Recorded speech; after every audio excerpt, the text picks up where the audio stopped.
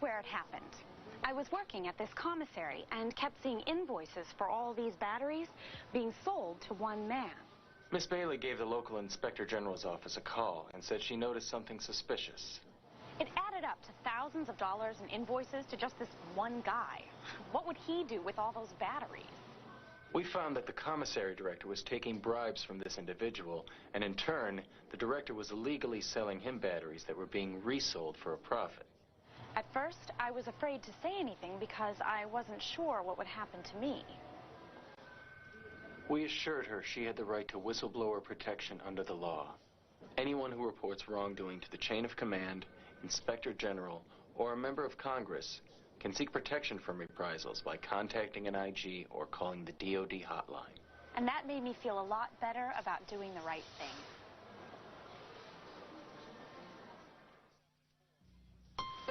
Everyone experiences sadness at some point in life. But when those feelings don't seem like they'll ever end, it could be something more serious. And if you just try to ignore them, it could get worse. It could lead to depression. Even thoughts of suicide. So if you're experiencing any of these emotions, reach out for help. Contact your family center or chaplain. I'm so glad you took the time to stop by. You must have better things to do on your leave than visit with your old algebra teacher. Well, you never gave up on me when a lot of other people did. Your dad says you're going to be leaving the military soon. In about a year or so. You know what you're going to do when you get back? Yes, sir, I do. There's this program called Troops to Teachers. Well, let's hear about it.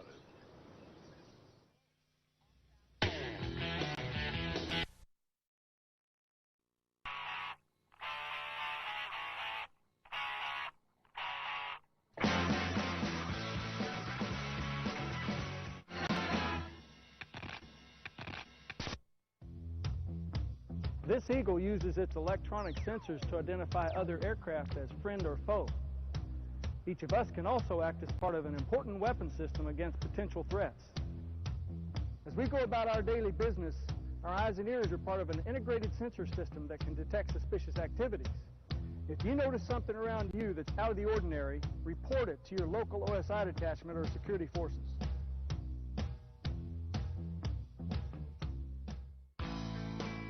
It takes reporters, anchors, technicians, and a lot of high-tech gear to get the news on AFN every day. But it takes you to make the news happen. Have a story idea? Share it. Send it to stories@afne.army.mil. You know that over 4,000 Americans died in home fires alone last year. Hi, my name is DC1 Burke with the NSA Naples Fire Department.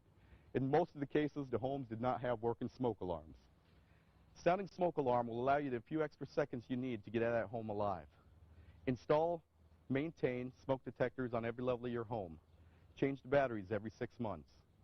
This message was brought to you by the United States Fire Administration, NSA Naples Fire Department, and AFN.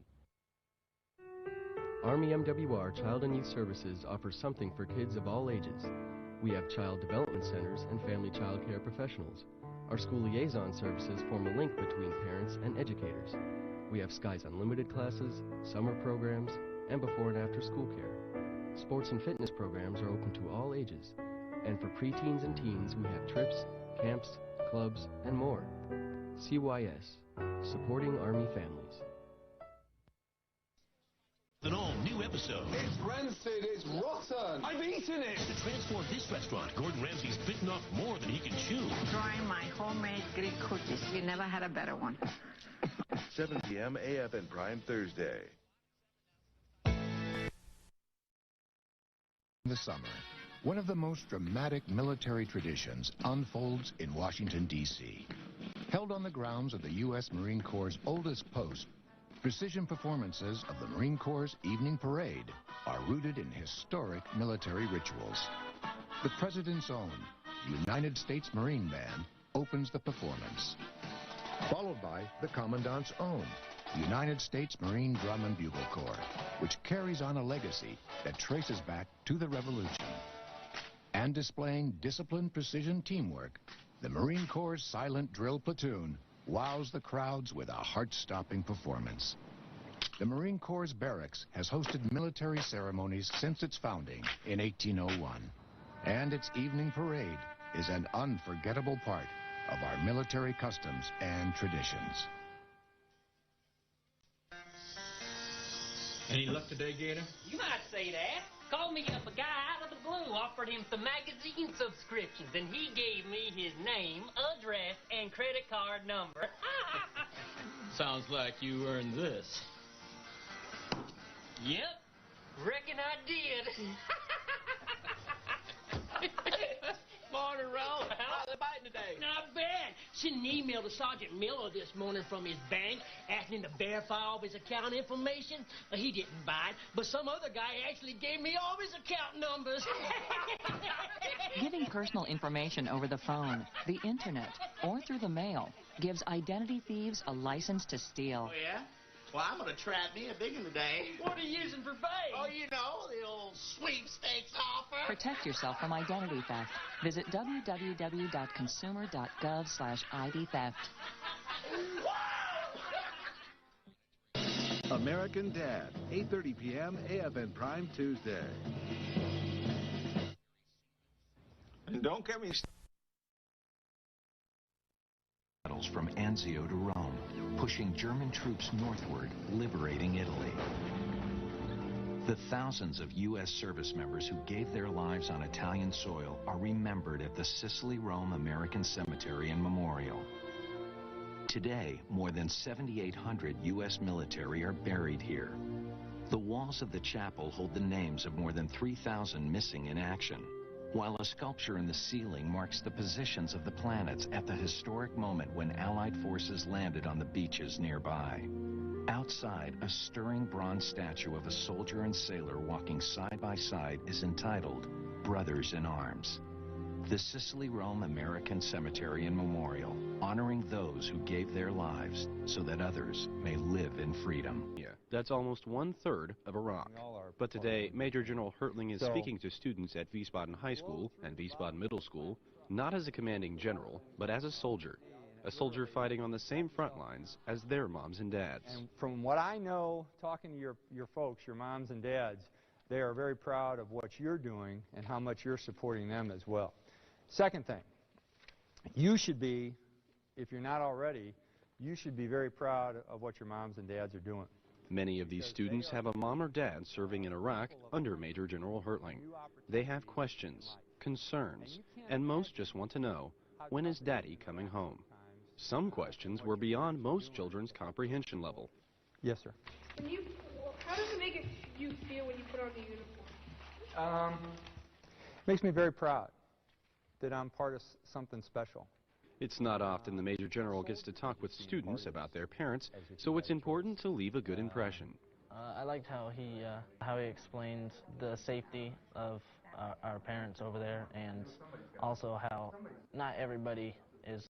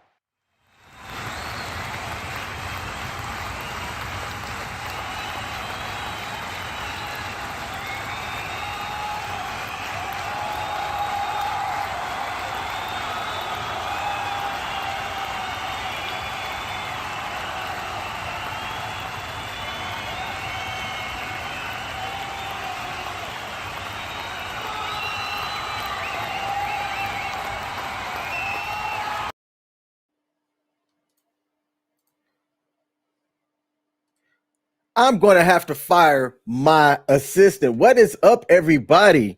It is Sunday, May 14th, and you are tuning in to another episode of The Sports Bar. I'm still having to get some things figured out over here, as this is my new rig and my new setup. So I have no fancy background right now. My shot frame is off. But you know what?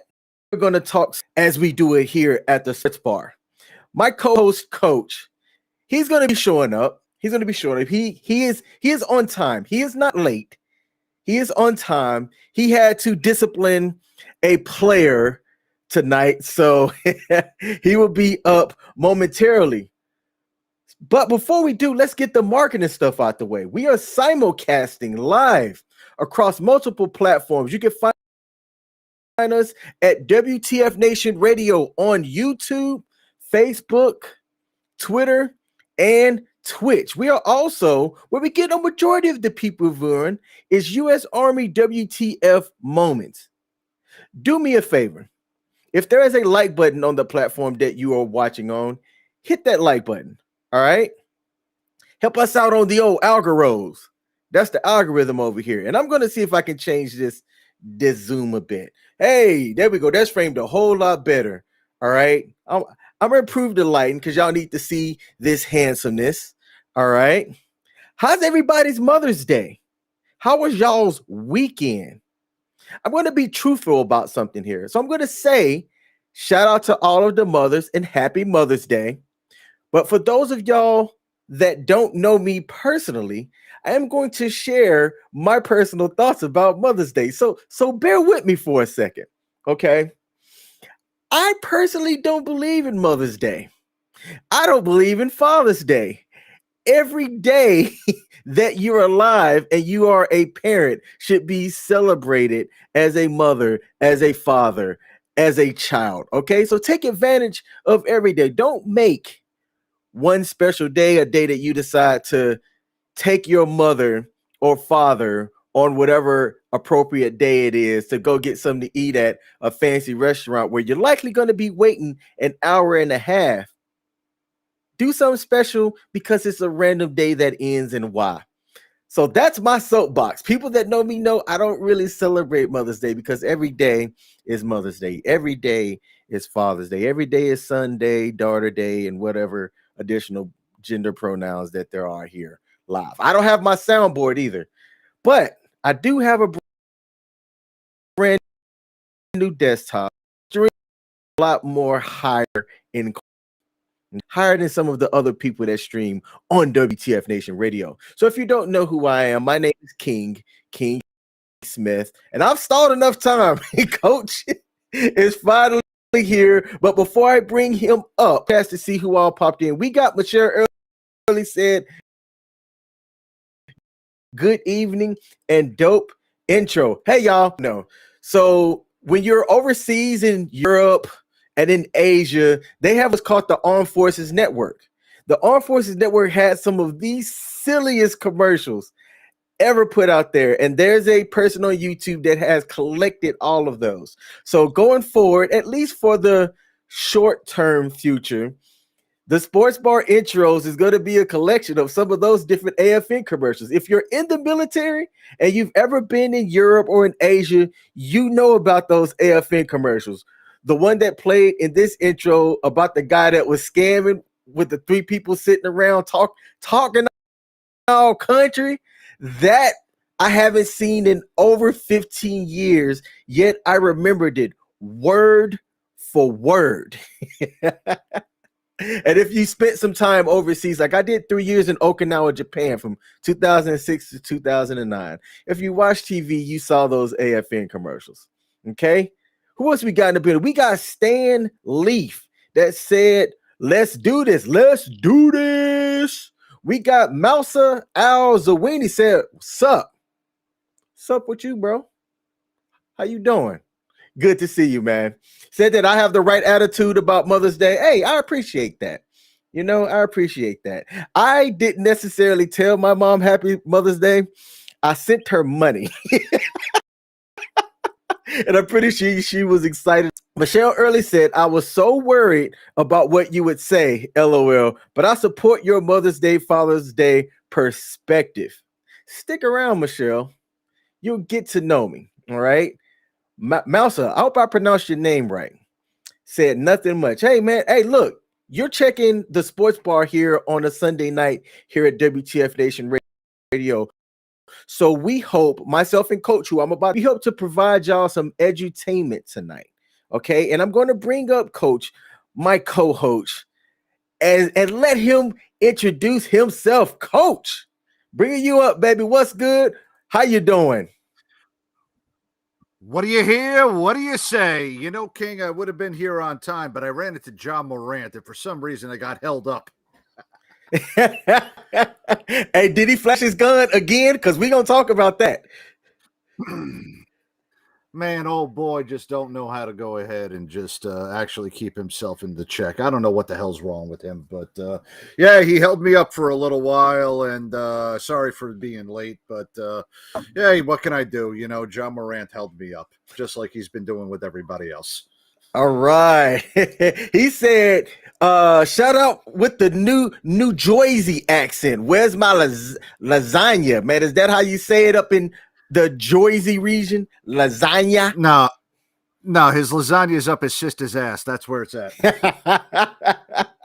Hey, man, the way that y'all be saying them A's and R's up in the New England region, it always makes me chuckle a bit. Hey, Coach, we're going to do something a little bit different today. You aren't expecting this, but I saw Kaz do something. And Kaz, at the beginning of the show, talked about the different shows that we host and have here on WTF Nation Radio / U.S. Army WTF Moment. So I'm going to put the graphic up on the screen.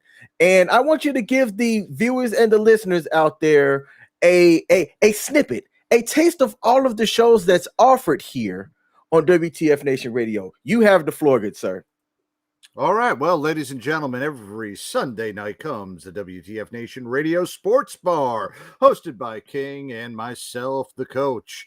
We go on to Mondays for the Monday edition, hosted by Ice, in which we talk about the politics. We talk about everything dealing with the military and how things are affecting us, the veteran, as well as the service member. On Tuesdays, we have Pop Culture Radio with our boy CQ and his rotating hosts of all of his new guest hosts out of there. And let me pull it up, because this Tuesday is a day that nobody wants to forget, because this Tuesday, the one, the only, Miss Vanessa Marshall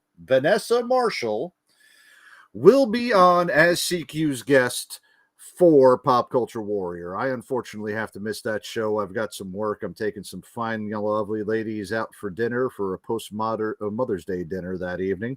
So I'm going to be tuning back in once I'm done and seeing Miss Vanessa Marshall as CQ's guest on Pop Culture Warrior every Tuesday. Coming in on Wednesday, it is Radar and the now uterus-free TZ. She will be bringing all of her gab about her recent hysterectomy, which she doesn't mind us sharing whatsoever, and talking to Radar about motorcycles, all the crap that we dealt with in the military, as well as other great topics right there on the Smoke Pit. Thursday, it is Sergeant's Time with Ice, and Ice has been going off. If you missed last week's show with Joshua Kelly, I will tell you all that to watch the rest of this show and then go back into the archives, check out Ice's interview with Josh Kelly from the United States Navy. Yeah, I know we're, U.S. Army WTF moments, but look, we had our shipmate on here. Phenomenal interview with Josh Kelly, and this week, Sergeant's Time is going to be another one that you're not going to want to miss.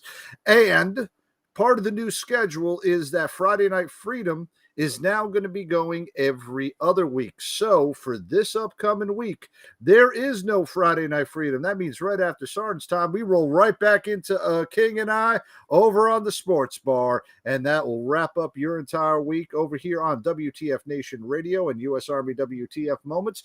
And remember that we are live on YouTube, Facebook, Twitch, and Twitter. We also got a Discord as well, discord.gg /WTF Nation Radio. Definitely want to go ahead and check out Discord, where we are not posting any type of secret documents about how we are going to be attacking Russia.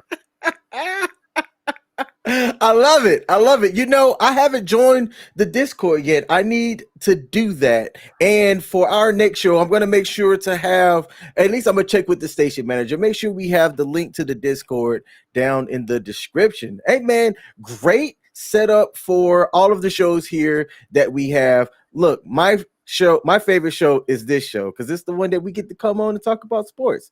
Here at absolutely, brother. Yep. And here at the Sports Bar, we talk about all things sports related, but not just sports related. We talk about things that hit you in life in general, right? And it's the same type of topics and conversations that you would have at an actual sports bar, but you get to do it from the comfort of your living room, your toilet, your RV, or wherever you're watching and listening, you know, us talk here on this Sunday night. And to everybody that has tuned in, thank you. To everybody that's going to catch the replay, we thank you.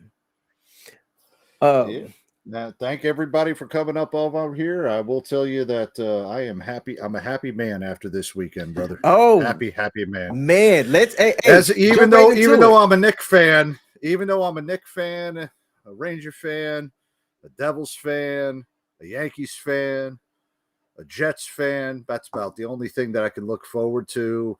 You know, I've still had a good weekend. How about you, buddy? Hey, man, I had a fantastic weekend. My lady received her master's from the same college that I attended. She already had her degree conferred, but we attended the graduation ceremony yesterday, which, hey, this is a perfect lead in. Todd Bowles, the head coach of the Tampa Bay Buccaneers, came on and he received his bachelor's degree. And he gave all three speakers that they had somebody who was receiving their bachelor's, who's going to go on and could possibly be the future president of the United States of America, a very young, accomplished lady from, man, I forget the country, but she's not a U.S. born citizen, but a fantastic speaker. And then after her came Todd Bowles, who got up, no paper or anything, and just gave a very impassionate speech about pride and leadership. And some of the things that he said that stood out was, you know, him receiving his degree wasn't because of something that he needed to do. You know, he's an accomplished coach. He has won Super Bowls as a coach and as a player. And I didn't even know his story and how he went undrafted and then got signed on by a team while playing with practicing and having a broken hand, or he injured his hand or his arm or something, and it tanked his draft stock. So now he had to go prove to a team that, hey, he could still play, and he persevered through it and, you know, shined through. But one of the things that he talked about was his mother's influence on his life, growing up in the projects, being the youngest of, I think, 4, and knowing that he needed to work hard to be able to achieve something in his life. And he attributed it to his late mother. And one of the reasons why he decided to go back and finish his degree was because he made a promise to his mom. And he said for him, it was about the integrity of telling his mother that he was going to go back and finish. And his agent is an alumni of the same school that I received my MBA from, and told him about one of their adult online programs that they have. And he was able to finish up his bachelor. So to Coach Todd Bowles, we give you a salute here at the Sports Bar for staying true to your word and making your mother proud. Congrats, Coach Todd Bowles. Now let's see if you're going to do anything with the Tampa Bay Bucks, and now I hope you don't do anything good with the Tampa Bay Bucks. I ain't going to lie. Come on now. I can't lie whatsoever. Oh, man. And then, okay, so he followed up his speech with from the young lady who had the impassioned speech, and there was another lady who is Google's head of AI, artificial intelligence. And I recorded bits of Todd Bowles' speech that I wanted to kind of play here, but I didn't get the chance to chop it up the way that I needed to for it to work out. And then in some of her speech, which was actually pretty good too. And she, of course, had to throw in like the Google Bard, which is Google's AI that they have, and it was a well-timed. Let's talk about some of Google products and stuff as well. But all in all, the weekend as a whole was pretty good. After the graduation, we went out to eat and went to Dave and Buster's and played some games and had some fun, man. So I'm happy. My weekend was full, brother. Awesome, brother. Awesome. I got a couple things from my work that I had to do, and saw over 100 of our fellow brothers and sisters, and I'll tell you, man, I cannot complain whatsoever about anything that I did. None of it including sports, but like I said, it just happened to be the fact that I ended up getting freaking pulled over by John Morant, and daggone, man. Can't believe, there's some people you just got to shake your head at, and he's one of them right now. He's topping the list. My God. Yes, he is. Yes, he is. Now, before we get into some of the stories and things that we're going to talk about today, like I said, we're going to start doing here on every episode. I'm going to throw some sports trivia at Coach. Now, Coach, I have to apologize for this one. I'm just going to tell you. By the way, for everybody, just so everybody knows, I have no idea what he's going to ask me. This is the honest to God's truth. Yep. Now, for me, I try to make it something that I think you might catch or something that you might know. But for this one, I found it interesting. So because I found it interesting, I'm going to post this one on you. And I think you're just going to have to take a guess at this. All right. So on this day in sports history was made when in 2016, Gabriel Medina became the first surfer ever to land what move in a competition? In 2016, Gabriel Medina became the first surfer ever to land what move in a competition? You're just going to have to take a guess. I'm going to have to say all right. Seeing that I really don't know what moves there are, if it was skateboarding, I'd tell you a 720. I'm just going to guess a 360 because it's a lot harder to do something like that on a wave than anything else. And pulling something off like that is rare. Being a first woman to pull off something, a 360, that might sound plausible, but I don't know. I'm just going to guess a 360. Okay. Hey, that's fair. That's fair. Saying I don't know is fair. So on this day in sports history, Gabriel Medina became the first surfer ever to land a backflip in competition. Right? That's the same thing I said. I said, oh, that's interesting. Yeah. So for all of y'all trivia nuts out there, remember this sports question. And if you ever get it in any one of the bar trivias, you're going to remember it. I heard King and Coach talk about this on the sports bar. So that was Gabriel Medina in 2016 became the first ever surfer to land a backflip in competition. Wow. Now that's got to be something. I mean, doing a backflip did he do it like on the board with the board, or did he like backflip on the board and landed it? I tried to find it. I tried to find it. If we can find that, you can come and check it out at the Sports Bar Facebook page to see how it actually looked. But I just thought that was fascinating, man. Oh, that's pretty cool, man. That's pretty cool. To be honest with you, I didn't even know if Gabriel Medina was a guy or a girl. I'll be honest. It is a guy. Okay, hey, I did find it. I'm looking at it right now on YouTube, and he took the board and took an entire backflip. I'll send it to you. I'll send it to you on message, brother. He took the entire board and did a backflip off of it with the entire daggone board on a wave in Fiji. Wow. Okay. Wow. Impressive. Yeah, very impressive. All right. Let's see. Oh, let me see if you sent the link. There you go. I'm going to see if I can pull it. Is there any music in it, Coach? Give me a second. I don't think there is. I think it's there is. Yeah, there is. Oh crap! Yeah, there is. But we're going to see if I can pull this off. I mean, right? I don't think that song is one of those ones that anybody knows of. So, I mean, either that or we might get banned in Pango Pango, or some third world country. All right. So what I'm gonna do is I'm gonna turn the music down a bit. Okay. So for those of y'all watching, there's not gonna be any music, but here we go.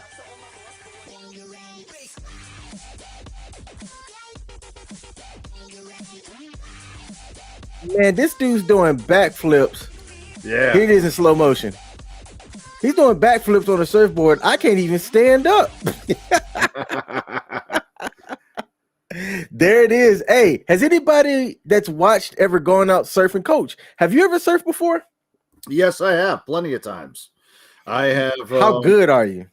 I mean, I'm good enough where I'm able to stand up on the board and ride the wave in and, catch the secondary wave as it comes in to ride it to the shore. I'm not good enough where I'm, riding an entire wave sideways the length of it. I'm riding the wave just kind of, as it's coming to the shore. That's about the best I can do. I'm not going left and right on purpose is the best way I could say that. I'm sure as hell not doing what he's doing. Okay, so don't be a hater for this. All right.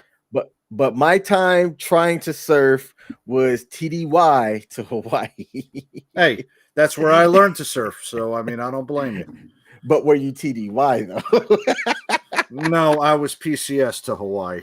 There's a difference when you're somewhere TDY versus when that's like your home base. And being that being that my job was primarily in the air, when we were on the ground and not in crew rest, we had a lot of time to experience the local culture. Mm-hmm. So, I learned while being TDY to Hawaii.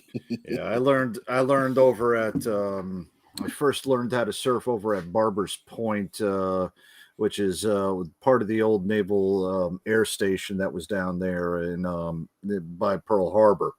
I learned how to surf there. Then over at Marine Corps Base Kaneohe, I learned to surf over at their over on the western side.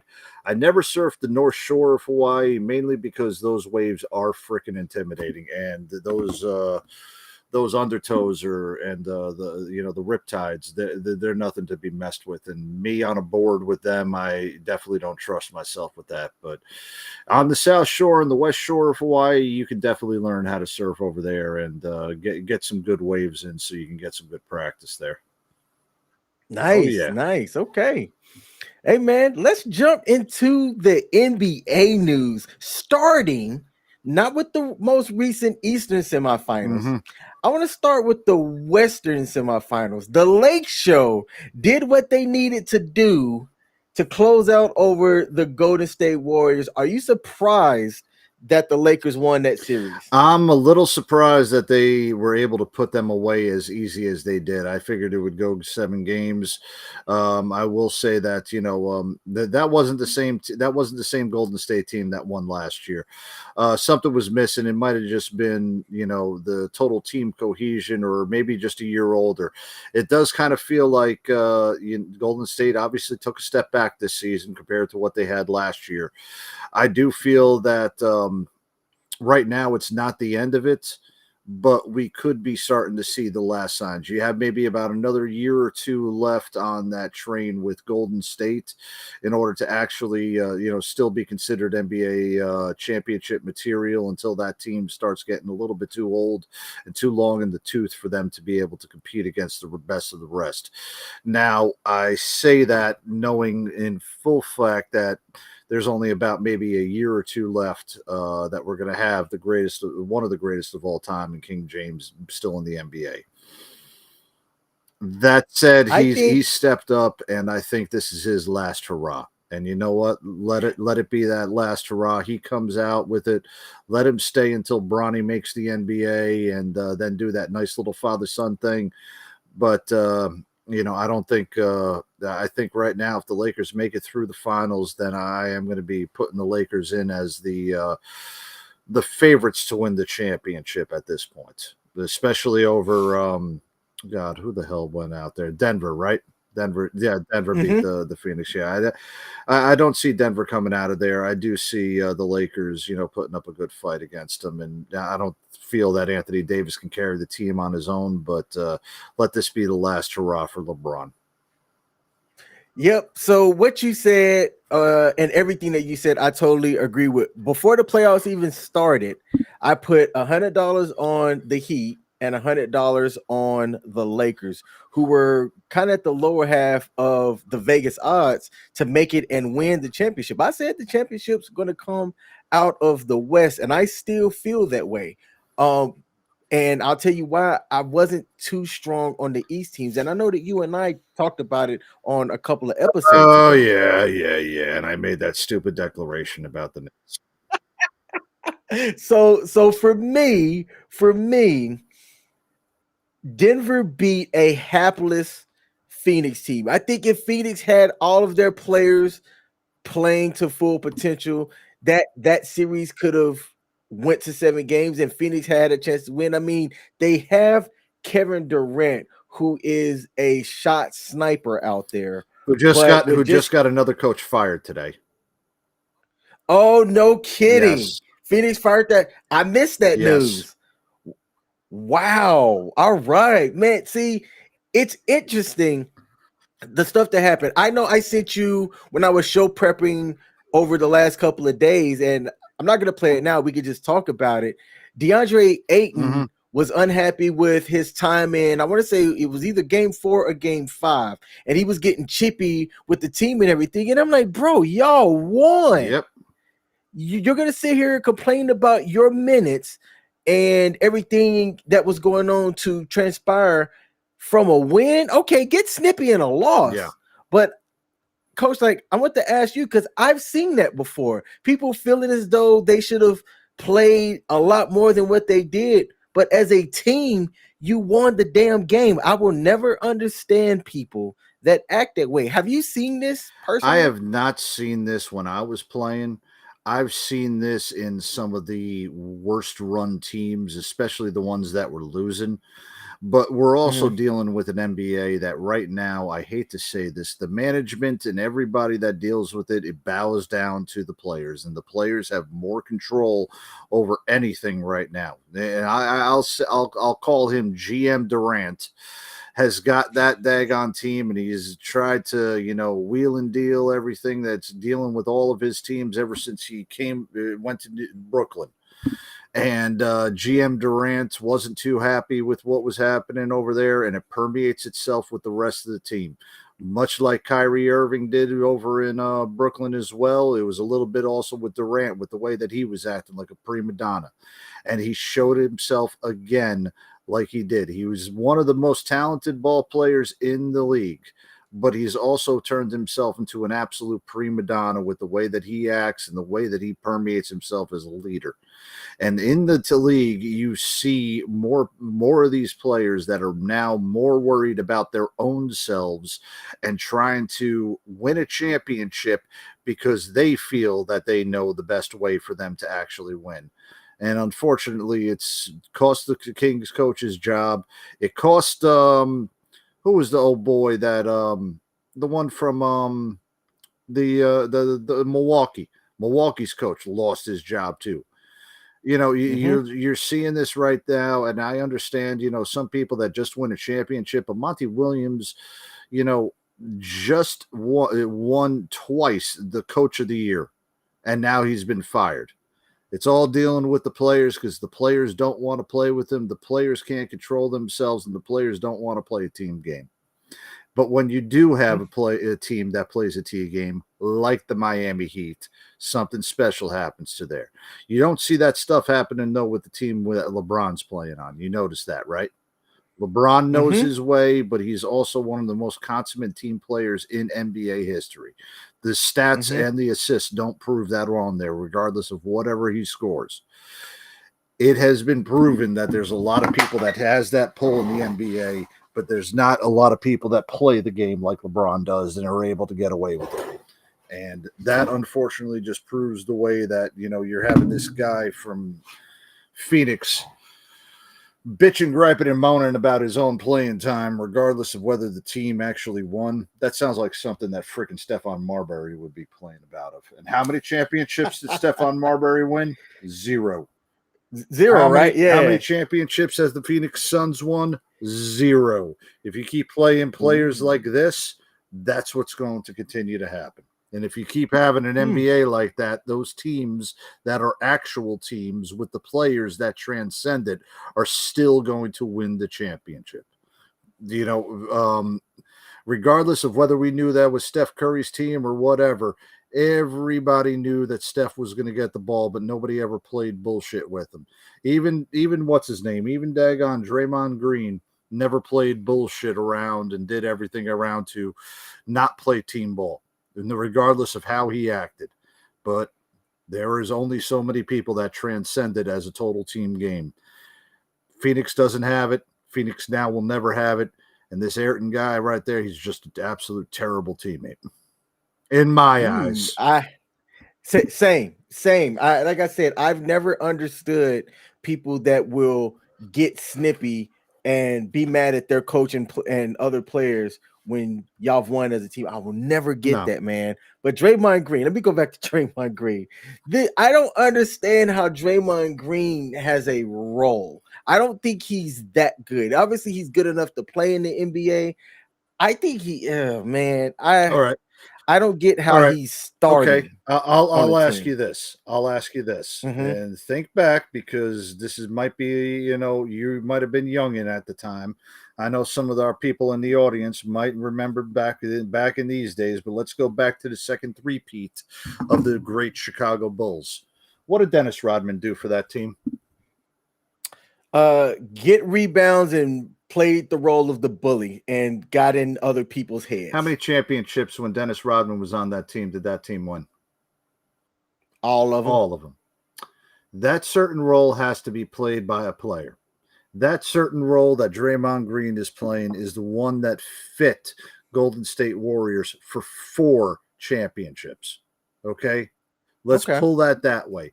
The championship pedigree right there of how Draymond plays fits the Golden State Warriors with how they play. They need somebody to play that way. And the way that Draymond is tailored with the way that everybody else plays, much in the same way that Dennis Rodman's play was tailored to those great Bulls teams that are out there. They took his strengths and they molded it so that this way it would fit within the team philosophy. That's how championship teams are made. That's how championship teams are able to keep that. And you always have one of those great gritty players. Some of them become on the superstar level in the instance of Rodman, in the instance of Draymond Green. But you have those players right there that get those teams over the hump and are able to be those bullies during those time periods that you need a tough guy. And let's be quite honest with you. Who on that daggone Golden State Warriors team is tough? Andrew Wiggins? I'm sorry, y'all. Steph Curry's doing cooking videos with his hot wife. Klay Thompson, he ain't that tough. All right. Steve Kerr, he ain't that tough either. You have to have a tough player on that team, and Draymond Green played tough. Okay. Stan Leaf in the comments said he knew that the player knew every member's habits of the other team and their strengths and weaknesses. Okay, you know what, Coach?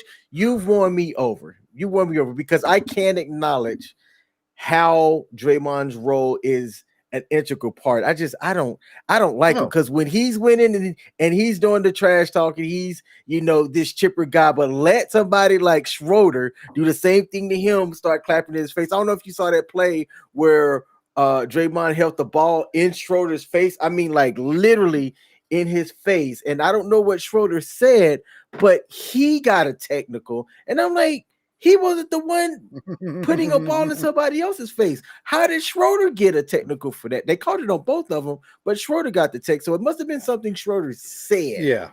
That got him the technical. But man, it was Draymond crying, and I'm like, yes. Hey, look, Draymond, but you know what Draymond has that Schroeder doesn't have? What's 4 that? championship rings. Oh, I was like, yeah, a championship. He's got rings. He's got the backing. He's got the freaking resume. That's what he has, and that's what a lot of people don't understand is that once you have that resume and you're able to actually put your money where your mouth is, man, you get stuff calling for you. You definitely will. And that's true. Yeah. That's true. But hey, before we talk about the East, I want to how about we just don't talk about the East, because I really don't want to talk about them. I got a sports bar shirt that was made.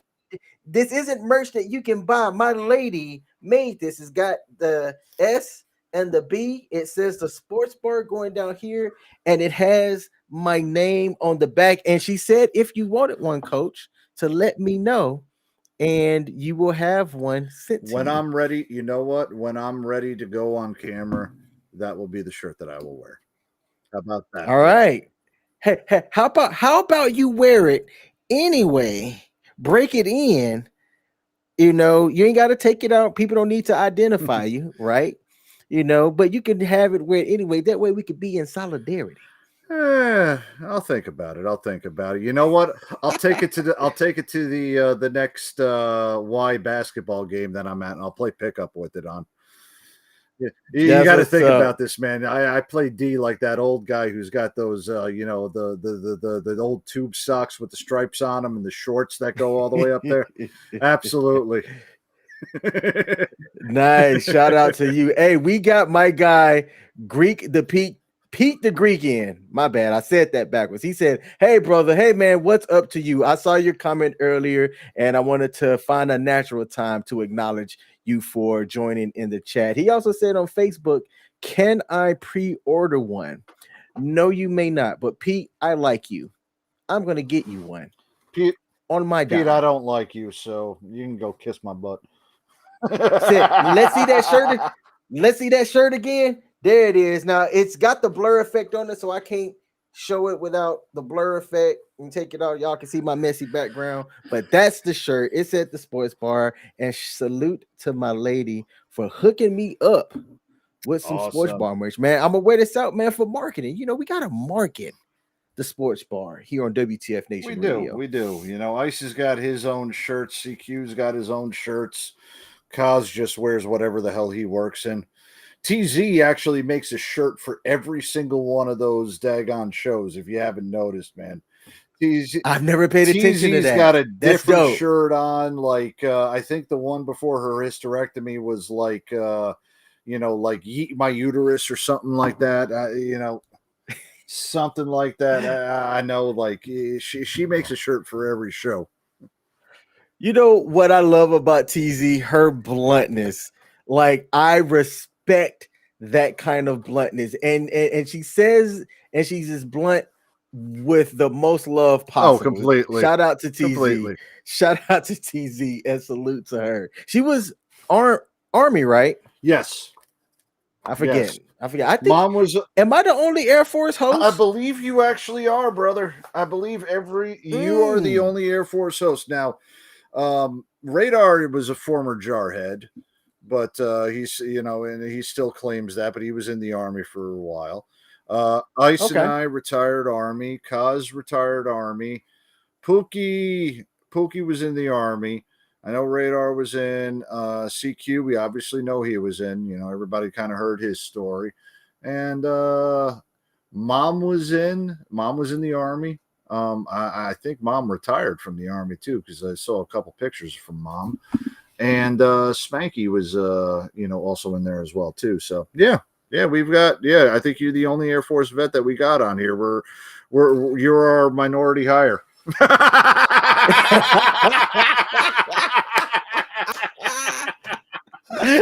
I like that for all of the reasons.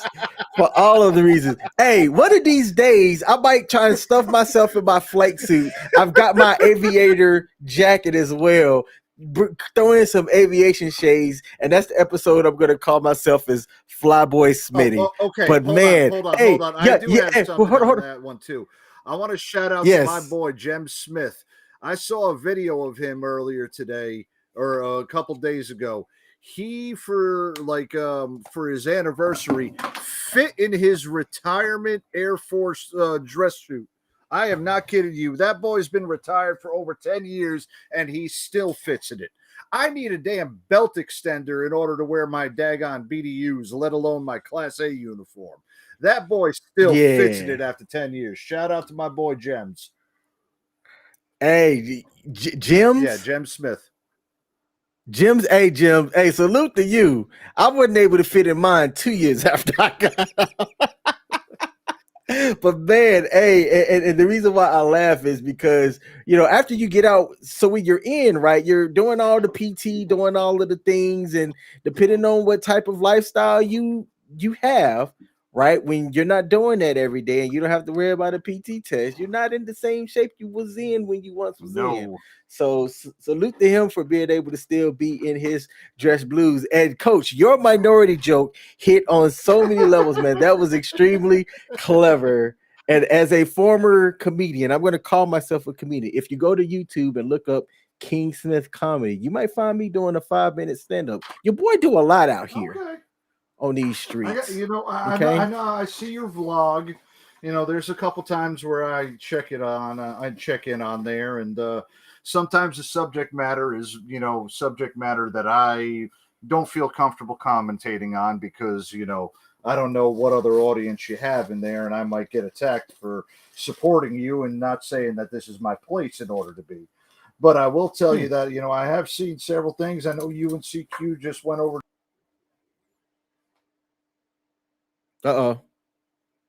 Coach, I lost you. Until we hold up. His network is saying it's bad on his end. All right. I'm going to fill in some time until we can get Coach back.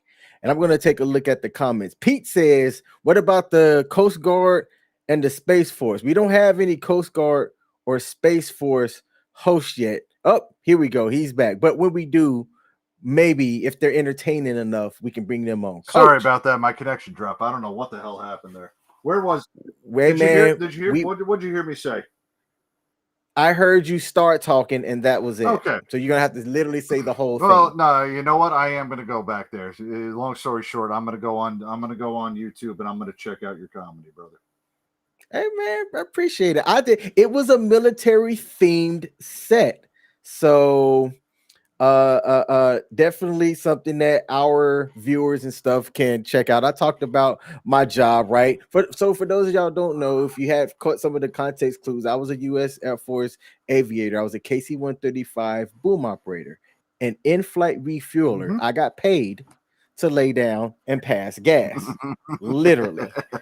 And most of my set, I talked about my job, and I'm going to say one of the jokes here on air, and then we're going to go back to this Eastern card. You're not going to throw me on a tangent so I can talk about other stuff and forget about the. Hey, I'm good at it's working so far. We're almost into the second hour. Actually, I'm good. I'm good at bringing that circle back, Coach, especially when it's a bet that I win. Damn it. So when I was in the military, depending on your job, you have various training for what your job is. One of the jobs that I did, one of the training that you have to go through is called SERE training. That's SERE. And it stands for Survive, Evade, Resist, and Escape. And you do SERE training in Washington State, where you get captured, beat down, starved, and they treat you like a POW essentially. So when I got done with SERE training, I went back home to visit some of my family members and stuff, happy to be, not getting beat down and starved. And I was talking to some of my uncles, and they're like, hey man, tell me about your time in the Air Force so far. And I'm like, hey uncle, I did this thing called SERE training, man. It's pretty cool. He said, what does SERE stand for? I tell him survive, evade, resist, and escape. And he looks at me with this weird look on his face, and I'm not understanding why he's looking at me that way. And I'm like, hey, mom, hey, unc, everything all right? And he goes, yeah, nephew, but I don't know if I could do that Air Force, bro. And I said, what you mean? He said, hey, man, anytime a black man has tried to evade, resist, and escape, he did not survive. Now, I did that joke for my stand-up comedy routine, but what people don't know is that was a legit conversation, but I found it effing hilarious when my uncle said that the day before my comedy showcase. I was thinking about if I wanted to use that. I didn't know if I was going to tell that joke, but that was my closing joke for my 5-minute set, and it killed. And it spurred from a conversation that I had with my uncle back in like 2003. So, damn, man. Yeah, it was clutch the way, and all my family members are funny, man. I always thought I was never funny because I grew up with funny people. I have a younger brother who's a year and a half younger than me. He's naturally hilarious. Everybody knew him as the class clown. He was quick with the jokes and things. All my uncles at the cookouts and stuff, hilarious. When you go to a Smith family cookout, you're going to be fed and have a hurting stomach from laughter and hurting cheeks from laughter as well. And I always thought I was the least funny because everybody else in my family were funny ass people. So I got you on that, brother. And you know, the fun, this is the thing about comedy. And yeah, I'm still trying to delay because I don't want to talk about it. But that being said about comedy, comedy is one of those things that it does not matter where it comes from, but as long as it hits on all the ground truths and it's something that we can keep in together, it is the way that we have been able to bond to each other in a way that, you know, it differentiates between any type of racial line. It differentiates between it's much the same way as it is in with sports. You know, it crosses those cultural barriers that a lot of us, you know, keep going on and identifying with because, you know, the mainstream people think that it's something that we shouldn't be doing. But you know what, man, comedy, sports, these types of things, that's why we do our shows together, man. That's why we do this stuff. It's because we are trying to find something to bring us all together, something to make us have a good time, and having that little bit of comedy that's inside you that just makes everybody else kind of think of the same thing and laugh about the same thing. That's when you know you hit it right. That's absolutely when you hit it right. Absolutely, man. Abso-freaking-lutely. Now let's get back to this NBA Eastern Conference. But let's start with today's game that was an utter freaking surprise to me. The game 7 between Boston and Philly. Who saw Tatum going the F off the way that he did to put up 51 points? Yep. 51. I heard it on the way home. 51 to beat the 76ers by 30. And when you take a look at what Philly did, which, man, I thought coming into it that they had one of the top 3 teams out of the East. And when you look at what they did in game 6, they only scored 86. And in game 7, they only put up 88. You're not going to beat a defensive-minded team like Boston only, you know, putting up less than 90 points. They scored 87 in game 2, 102 in game 3. They beat Celtics by 1 in overtime in game 4. They put up 115 in game 5, and then to drop to 86 and 88 game 6 and game 7. Did you watch some of the game 7 game today, Coach? I caught the end of it on radio. I saw game 6 on ESPN at the same time I was watching the hockey game. I'm not gonna blame all of Philadelphia for this, but I am going to blame one particular player. Does his name start with a J? Yes. And his last name start with an H? Yes, it does. Oh, okay. So tell the viewers and listeners why you're going to blame this particular person. Let me ask you something. How many championships has James Harden won in his career? With the Rockets, with the Oklahoma City, with the Nets, and with Philadelphia?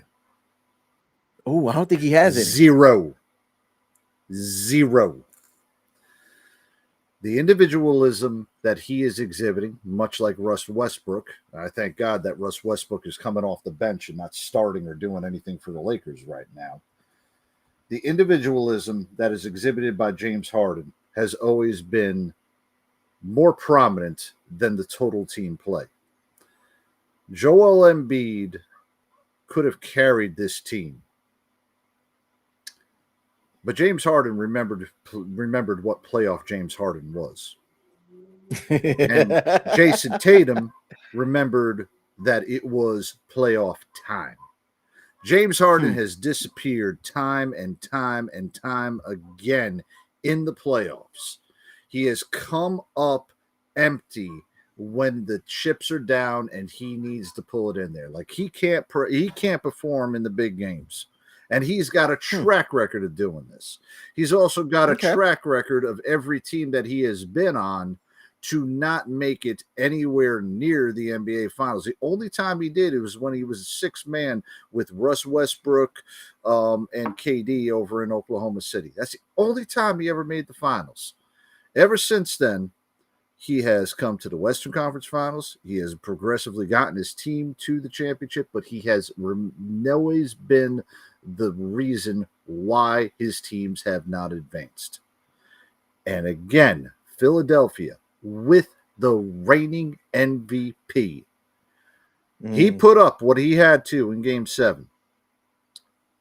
But James Harden led that whole daggone team down. James Harden's defense, terrible.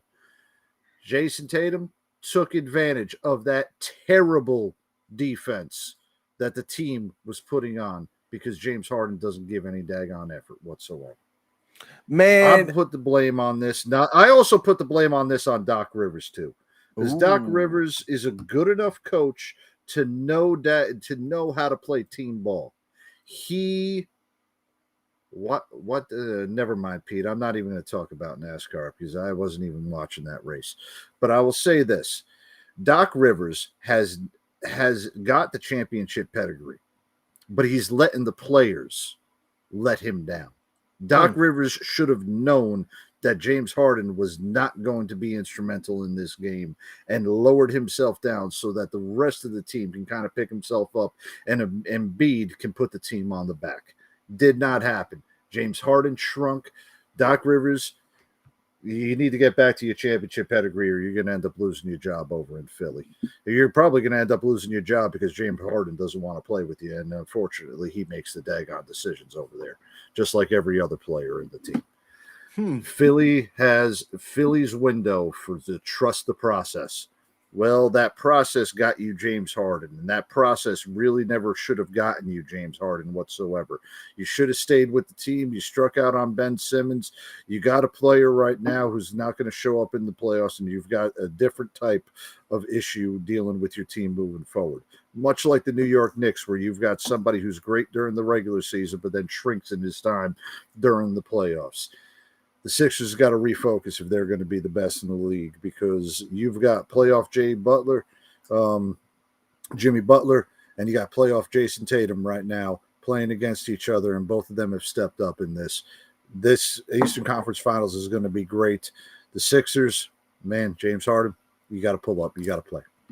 Man, Embiid is quoted as saying, "Me and James can't win alone." Now, when I look at what James Harden's when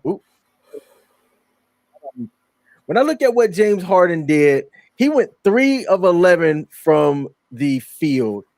Embiid himself went that better at 5 of 18. Their best at least percentage-wise, was Tobias Harris going 7 of 13, but nobody hit any threes. As a team, they were 21.6% from three-point, while Boston was 45.5%. They went 15 of 33 from deep, and Philly went 8 of 30. Yeah. Tatum was white hot from the fourth quarter of Game 6 all the way up until this game. Jason Tatum has gotten white hot, and keep feeding him the ball with the way that he was playing and with the way that he was shooting. It makes Boston completely hard to beat. It definitely does. Okay, now, head coach, we're gonna talk about the good old Miami and New York series, in which Miami won the series a couple of days ago, May the 12th, to win the series in 6 games. All right. There are stories that are coming out about Jimmy Butler, who plays for the Miami Heat. I watched a podcast in which they said when Jimmy played for Minnesota, he walked into practice late or like training camp or something, played with the third stringers, and basically said that he was going to mop the floor against the starters, and the third stringers with Jimmy Butler won. And they said Butler didn't even really do the scoring, but he put the other players around him in a position to score and win. And when Jimmy Butler won with the third stringers, he ran off the court, went into the locker room, showered, and left practice. Damn. Now, part of that story I like, and they said he was talking mad trash to Karl Anthony Towns and a couple of the other players. But the other thing that I don't like about that is you got all of the other players that are there in their training camp or whatnot playing, and this guy that's not really a part of the team. And I guess Butler at the time was already established. There wasn't an expectation of him playing the way that everybody else was, and it was one of their point guards, Jeff Teague, who was retelling this story. And I'm like, how you just gonna show up as a player, do whatever he feel like he needs to do, and then leave on his own thing? And Jeff Teague was like, Thibodeau, who was the coach at the time, was like, hey, it's Jimmy Butler. I don't get that, man. You're a player like everybody else. You might be a superstar, but you're still a player like everybody else.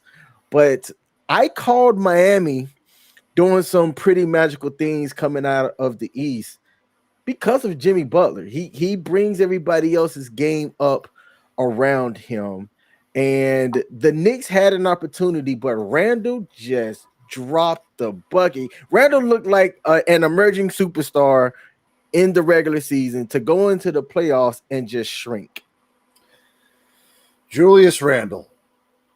I have been listening to New York sports for the past 3 days, and the one common theme has been Julius Randle needs to go. At the end of the last 2 Knicks seasons, Julius Randle needs to go. And it's because he does not deliver in the playoffs. Let me tell you something about Miami. Other than it being a well-coached team, Eric Spoelstra has 2 rings. Jimmy Butler, he doesn't have a ring yet, but you've got a great player that's inside on that team. You also got a couple wily veterans. Kevin Love's on that team. He won a championship with LeBron in 2016. So you've got some experience out of there, and this team is also not far away. I think it was 2 or 3 years ago in the bubble when they made it to the NBA Finals, or was it 2 years ago again? It was 2 years ago against 3 years ago in the NBA Finals against the Lakers. You've got this team that's right here in front of you that is a well-played team. And then you've got the New York Knicks. Jalen Brunson can distribute the ball, but he can score, and he can carry that team on his back. And that's something that was surprising to all of us. We knew that Jalen Brunson was good, but we did not know that he was going to be the center of the way the team was. But then you've got Julius Randle. And Julius Randle, for as much improvement as he did 2 years ago, has taken steps back and has not progressed forward. That man does a 1-on-4 better than anybody in the NBA. And if you know what I mean by a 1-on-4, it means that he's the only person with the ball and everybody else sits around with a thumb up his ass as he tries to go 1-on-1 against all the defenders, hoisting up enough shots that he shouldn't be hoisting up. And look, I don't care how the NBA is. If when you're 6'11", I really hate the modern NBA and the fact that these 6'12", 7-footers, all of these guys are trying to hoist threes left and right, thinking that they're all Dirk Nowitzki. For crying out loud, Julius Randle, you're 6'11", you're 250 pounds, and you should have a set of gonads on you that make those basketballs look like golf balls. Bang it inside, be a fucking man, get to the goddamn basket, get on the line, and act like you actually want to fucking play in the NBA, you stupid bastard. Yes! Yes! He's a fucking king of the regular season. And in New York, when you don't perform, you know what happens? You get bitched at by everybody. And this is the reason why everybody hates Aaron Boone, regardless of how good he does during the regular season. It's the reason why there's people like frickin' Allen Houston that was great NBA players, but nobody gives a crap about him. There's a reason why we ran Starberry out of New York. There's a reason why Isaiah Thomas is a piece of garbage.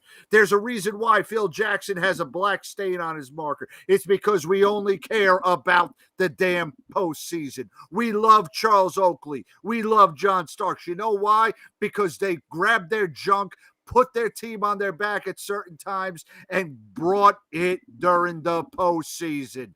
That's how you play in New York. You don't play during the regular season. The only people that play during the regular season are the fucking Mets, and the Mets suck. Hey, Coach went off, and I am here for all of it, man. Tell us how you really feel about Randle. Let me say this name one more time. Randle. You know what? He's got the body of Adonis, but he's fucking soft. That's actually, thank you, Tom Barris, for that. Rest in peace, good sir. He gave me that quote. He's got the body of Adonis, but he's fucking soft. And Tom Thibodeau, when the hell did you ever win anything, you goddamn motherfucker?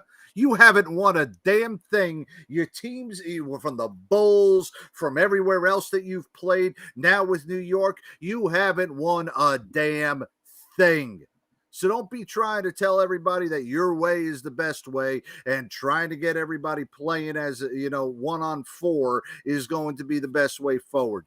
It is about the teams. And New York should know about this because the greatest team that played the best team basketball played nearly 50 years ago right there in Madison Square Garden. The 69-70 Knicks. You look up at the rafters at Madison Square Garden and you see 6 Hall of Fame players that were on that team that played together as a team. The great Willis Reed, rest in peace. His daggone number has been on the floor of Madison Square Garden. You should know how to play a damn team because it's been reminded for everybody. And us frustrated Knicks fans, for crying out loud, 94 has been over almost 30 years ago. Almost 30 years ago. 1999 was almost a quarter century ago. For crying out loud, I've known people that haven't even been alive and have passed away without the Knicks winning a daggone championship or going to the finals. And it's because you can't play as a team and you've got people that want to play one-on-one during the regular season instead of bringing it during the daggone postseason. You're fucking soft and you need to get tough. I like it. Man, Coach is talking about a time. Look, players today, all right, you hear Shaq talk this way as well. Shaq says today's big men are soft. All right, soft is what you soft as Charmin, soft like Charmin. Soft as Charmin. Yep. Soft as Charmin. That's what Soft- every single one of them are. Soft You know as what? baby Hey, poop. King, right now I got to take a 5-minute break because I got to go find me a cigarette. Hey man, you take your 5-minute break. I'm gonna go into the chat here and see what I can see, man. So we had a guy, hey Bruno. Okay, here at the sports bar, you can come up. I don't advertise it, right? But if somebody wants to come and talk about or give some commentary to the subject that we're talking about at hand, you can absolutely come up. I've dropped the link in the chat. Okay, if you've never came up before, to make sure that you're not a troller, all right, I'm going to need to see you backstage. So when you hit the link, show your camera, all right, so that I can see who you are and you aren't naked or something that's going to come on live. Because look, it's happened. I have to talk about this stuff because it's happened. But if you want to come up and shoot the shit with Coach and I, feel free. The link to join is in the chat on all platforms. All right. You don't need to show your face on camera if you don't want to. I just have to see who you are backstage to make sure that you aren't going to troll. But anybody's more than welcome to come up. Victoria Manabat over on Facebook loved Coach's rant.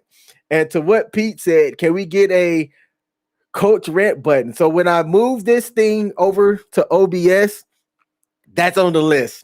I have to make sure that I get a Coach's rant button. Like Radar. Radar used to rant over on Pop Culture Warrior, and it became his thing. So, hey, so now, look, people listening and watching. Now I got to make sure to find stories that's going to hit Coach's button so he can go on the rant, man. I love that. I love that. I was absolutely here for all of that. What did y'all think? For those of y'all that are viewing and watching, what did y'all think? Bruno, again, the link is up. If you want to come on and contribute to the conversation, man, you are more than welcome. All right.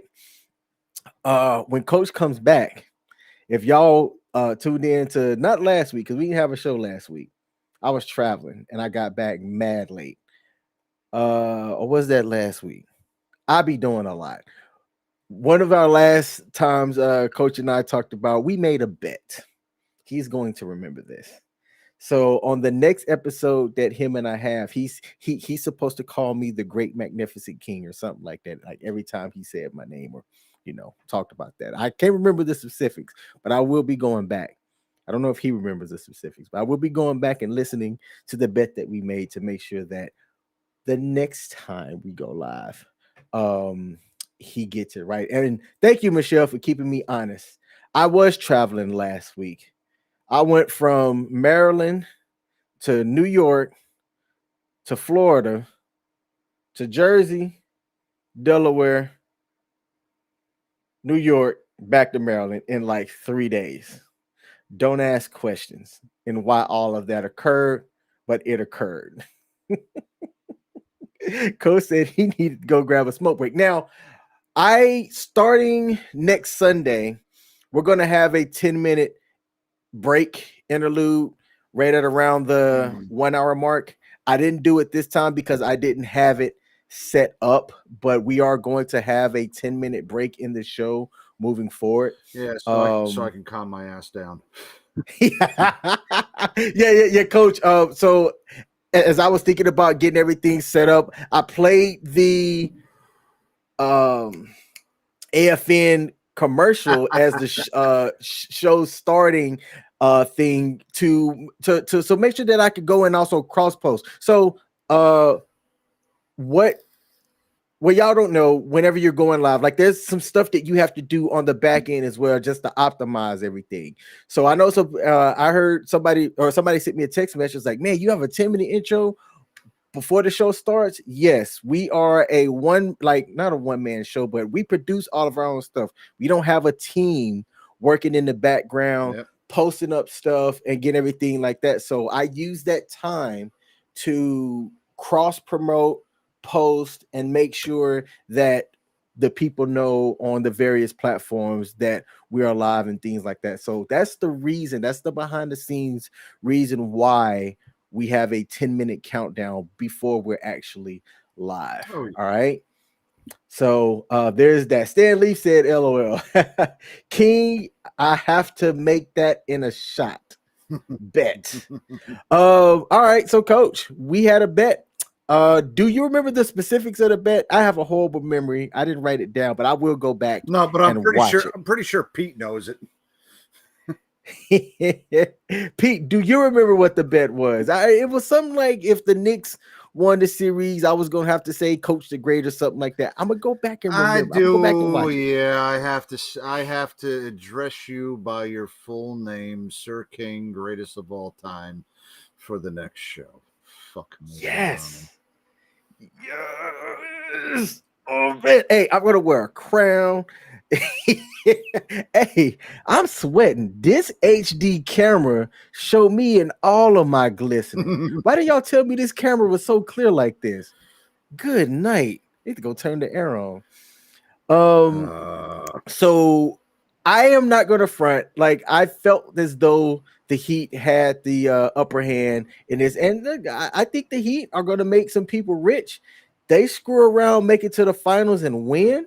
The odds that they had going into it, and I couldn't bring it up real quick, but they were one of the lowest odds teams or the furthest odds to make and win the finals. And a couple of $100 can turn into a nice profit if they screw around and pull it off. Hey, I'm actually kind of happy though, but there is something that's kind of becoming a little bit more commonplace in the NBA.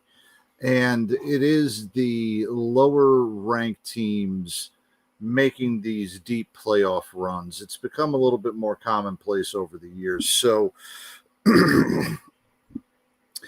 it used to be, and this has been for decades, that, it was dominated by the higher ranked teams, and you would see the same teams in the Eastern Conference Finals and in the finals year after year. You can go through the 80s where you had your Celtics, Pistons, Lakers, Rockets, the 76ers. You had your top teams. And, first rounds and second rounds were just basically to shop off to the conference finals. Same things that were happening as well with the, in the 90s and the early 2000s, where you really never got those teams that would go on those runs. It would be rare, like the 99 Knicks, they were an 8 seed and they made it to the conference. They made it to the NBA Finals, but that was also a strike shortened season, and certain things played to certain aspects of it. With this playing game, and with I'm going to call, there is more parity, even though we do have a little bit more of the elite teams. There is more parity within the modern NBA, where a team that is an 8 seed like the Miami Heat are making a run to the finals is not being seen as another Cinderella story like the way the Knicks run was, but it's being seen now a little bit more commonplace in kind of a way that we're seeing these lower seeded teams that are coming out of the East and the West coming to the finals a little bit more often. We used to see a lot of that in the NHL, but now the NHL has been dominated a little bit more by the best teams in each conference. But it's not uncommon to see an 8 seed beating a 1 seed in the NHL. Now it's come to the NBA where you're seeing the same thing too, and you're also seeing it in baseball. Football is still the only sport where it's going to be rare that you get these wild card runs, even though you're seeing it a little bit more. But it's always the top teams that always end up making it to the Super Bowl. So I'm kind of glad that the NBA has taken a little bit more as far as parity within its league and making these playoffs a little bit unpredictable, because that means we can entirely ignore the regular season and then check it out during the finals, get involved in it just in the same way we do during the NHL, and then, focus the rest of the time on baseball and football. So, yeah. I wonder if the Players Association is going to take that up to the league, because they have, 80-something regular? 82, yeah, there's 82 regular season games. Baseball games. It's 82 regular season games, and you'll be lucky if now with this whole load management crap of you being able to see any of the players playing 60 plus games during the year. Exactly. God knows how many times. I don't know. I don't get the whole part of not playing back-to-backs and resting your players for the playoffs and things like that. I mean, I can understand doing that with somebody of LeBron's age, but, you know, if somebody's like 26 years old and you're talking about load management and not playing them on back-to-back days, man, you're so full of shit, it's coming out your ears. Yeah. You know? And maybe not play Julius Randle because he doesn't fucking deserve it. Yeah. I wish my soundboard was working. Oh man, that is. I am loving the coach's rant, man. And to that point, we've talked about this before. I would hate to anticipate a Steph Curry, right, coming to my local market, which would be the closest team for me would be down in Washington, D.C. And because, you know, he's on a load management thing, I'm going to get my tickets in advance so I can get them without it costing me an arm and a leg, because normal DC tickets are not that expensive. But when LeBron James rolls in, or Steph Curry or Giannis, you know, an NBA superstar, the prices go up. And I would hate to spend my money to see a certain player play, and then because of some load management stuff, that person's not playing. So I would be surprised if they lower the regular season games in the future. I would be surprised, in our lifetime. Here's the problem, though, and this is where, you know, when we talk about lowering and shortening seasons and all that, it comes down based off of revenue, and the owners are never going to shorten from what we already have. And you can even look at the NFL. You know, the NFL for years, the players have been bitching, griping, and moaning about the 4 weeks of a training camp or the 4 preseason games that don't count. Nobody goes to them. But the owners were insistent on having 4 because it's another gate for them, and they're able to charge, you know, in some cases, they're able to charge full ticket prices for a preseason game, even when the players weren't playing for it. So there's at least 2 of them that they have. They made a concession as far as those preseason games, where they did cut down to 3 preseason games. But at the same time, what they did is they added an additional regular season game. That's why we now have a 17-game season. And if the players get their way and say we only need 2 preseason games, well, that means we'll also have an 18-game season for the NFL. The owners don't want to get rid of those guaranteed gates right off the bat. It's part of the reason why we were having such an issue with the NBA, with when sports were coming back with during the COVID season. And this is something that I picked up on after hearing about, you know, these sports coming back during COVID. So the 60-game season was a compromise, and it was mainly because of all of the gates that the teams were not able to, you know, putting on when you're playing a game in front of no fans, there is zero collection whatsoever as far as the salaries. And, you know, you're not going to be able to offset what you have. You're going to basically, you know, your TV rights are the only money in streaming that's coming in. So there's no fans, there's no concessions, there's no ticket sales, there's no parking, and you're not going to be able to make as much money off of that. The 60-game Major League Baseball season in 2020 was a compromise because the Players Association still wanted to get paid a prorated amount of their salaries, and the owners had to figure out a way to do so that would minimize their loss as far as the total number of fans that were able to play. Now that we're in this post-COVID world, these owners are still getting the same amount of gates regardless of what teams are playing. And they are banking on having, in the NBA, 41 home games. So the New York Knicks will have 41 home games. The New York Rangers will have 41 home games. In the NHL or in the NFL, you're talking about 8 or 9 home games per season. 8 games per season, and then they give you one of those Mexico City, Germany, England games that count as another home game or an away game, whatever. But you're looking at an entire season that you're based off of your own thing, your gate, and that's how you're going to get your revenue. If you take one of those games down, even just one, you're looking at a percentage right there of gate and revenue and of operating expenses that these owners don't want to give up. That's kind of like saying that, let's put it back into our ways. Instead of us working 5 days a week, they're going to cut us down to 4 days a week. They're not going to allow us to work 10 hours per day, but they're going to cut us down to 4 days a week and 32 hours.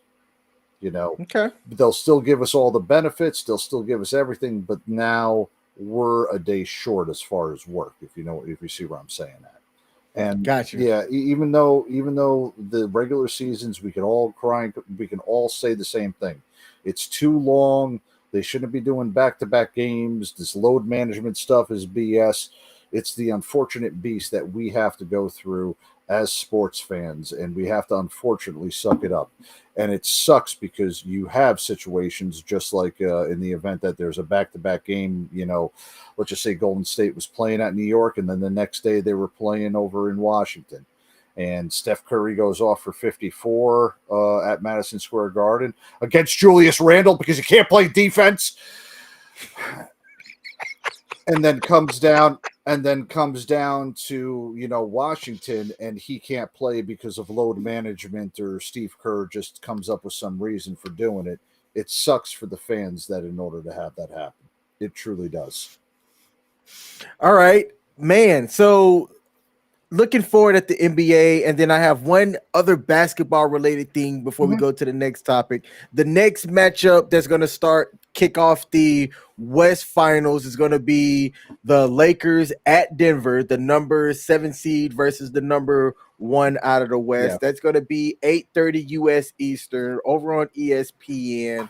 And on Wednesday, so that's Tuesday, May 16th. Wednesday is going to kick off the Eastern Finals, where the number 8 Miami seed is going to go up against, I think Boston was what, number 1? Boston was number 2. No, East. Boston number 2. No, hold on. Philly was number 1 was what's his name? Was Milwaukee. Yeah. They were either the 2nd seed or the 3rd seed because Philly Boston was 2, Philly was 3. Yeah. Yep. Yeah. So you got the number 8 seed out of the East playing against the number 2 seed, and then the number 7 seed out of the West against the number 1 seed. Mm-hmm. I'm going to tell y'all who I have. I got LeBron. I'm not going to go against the GOAT. I got LeBron and then winning that series. I think it might go to 7. I think if it's going to be a problem, the problem is going to come from Jamal Murray. If he can get at least 28 to 30 a game consistently, that's going to go 7 games. I think if AD doesn't bobble and fall down like a Mr. Potato Head, getting hurt and having every other game where he plays good, I think that's one of the reasons why it'll go 7 games. But I got that game going in 7. And look, I got the Heat and Celtics. I think that's going to be 7 as well. I think both of these are going to go down to 7 games, and Miami's going to pull it off to have a Heat versus Lakers finals. What say you, Coach? With the way that Jason Tatum is playing right now, going up against Jimmy Butler, it's going to be interesting to see which one of the superstars is going to end up carrying that team. Personally, for me, I've always thought that the Celtics were the more dangerous team. Miami as the 8th seed, for crying out loud, I already thought that they were going to end up losing to the Knicks. But I think Miami, they're playing great team game right now. I just think that Boston's a little bit too talented. in order to let this series pass up. So I'm going to go with Boston out of the East. And then in the West, I'm in as well for the Lakers, mainly because I'm high on LeBron right now. I mean, granted, I know Jokic is a two-time MVP, and Denver's the number one seed in the West. I have not watched a single Western Conference basketball game all season that didn't include Steph Marbury or LeBron James. That's the honest to God's truth. I have not looked at a single Western Conference opponent. I don't even know where Denver is, okay? I mean, that's how Denver's in Wyoming, right? Yeah. Okay. I mean, this is no disrespect to it. This is my own ignorance because I have not seen Denver play at all this season. And regardless of how good they are, I just truly don't think that Denver's this is just me looking at what I've seen with the Lakers. I think the Lakers are men on a mission. Right now, they've contained Westbrook onto the bench with Davis and. I needed to correct you on that. Remember, Westbrook's not a member of the team anymore. Oh, he son got of a booted. bitch! That's right. Yeah, that's right. I did meant to tell you that. Yeah, he got sent away. No wonder why they're playing better. Westbrook's not there, so now that they've gotten rid of that cancer. And you've got LeBron, and it's because I was wondering why I hadn't seen him. I thought he was just sitting on the bench doing nothing. But now that you got rid of that cancer, and you've got AD and LeBron trying to will themselves back away, and LeBron playing at a level that he's stepping up. Hadn't seen that level of him in quite a long time. And, you're not going to see it in the regular season anymore with LeBron, but you'll see it during the postseason. So if he can turn it back up and keep that switch going, just like he has done in the past, I see an old familiar matchup again in the NBA Finals. And hike up your short shorts. So let's have another Lakers Celtics NBA Finals this season. All right. Hey, the reason why Westbrook is so forgettable, he got traded to the Clippers and they got bounced early. Hey, and speaking of bounced, Kyrie Irving, Kevin Durant, James Harden, and the New York Knicks, you know what they have all in common? What's that? They're all not playing NBA basketball anymore. This is true. Pete the Greek asks, are we going to a Jets game this year? No, we are not. I'm going to try to make 1 or 2 Baltimore Ravens games this year. They are the pro team that I support. They are also closer. And since games happen to be on Sundays, if I'm going to also do a sports show, it is going to have to be a 1:00 game where I go catch the game, shoot back home, and get ready to provide some edutainment here on these Facebook, YouTube, Twitch, and Twitter streets. So no. Now, unless I now hold up, give me some box seats. All right. And we might have to put the show on hiatus. But here's the thing. The other station co-hosts joke at me now, and some of my good friends, because they're like, man, if the sports bar decides to have a Sunday because King keep canceling. So you know what? We will have a sports show as much as I can. I am committed to doing these shows. I should have thought about the day before I did that, because I do a lot of my traveling on the weekends. But there ain't gonna be a whole lot of cancellations. I like what Kaz did. Kaz had to do it because of his schedule going to every other weekend. Coach, me and you might have to have a conversation about maybe like the first Sunday of the month or something, maybe not having the show. I think we gotta definitely have a talk about that, because my Sundays, obviously my work came up this one last week. I'm thanking God we didn't have a show, because I was still traveling at 8:00 last night, or at night last week, and some of my stuff at work kind of goes into Sundays, but also there are some Sundays that it would be better off if we were at something like May 21st. I was almost at the The NASCAR race. Yes. All right, Pete. I'm talking about NASCAR. There's the All-Star race coming up. I could have gotten tickets to it, but that would have been 8:00 at night, and then there was no way I'd be able to do the show that night. I did, back when we first pitched the show, I did kind of mention to Ice, hey, Saturday nights might be the best. Saturday nights are right for fighting. Let's get a little of our action in there. But Sundays, we also do get to talk about the football, depending on what we have going on, and there might be a possibility that we could talk about stuff offline about this and not bore our audience, and we could talk about something like that.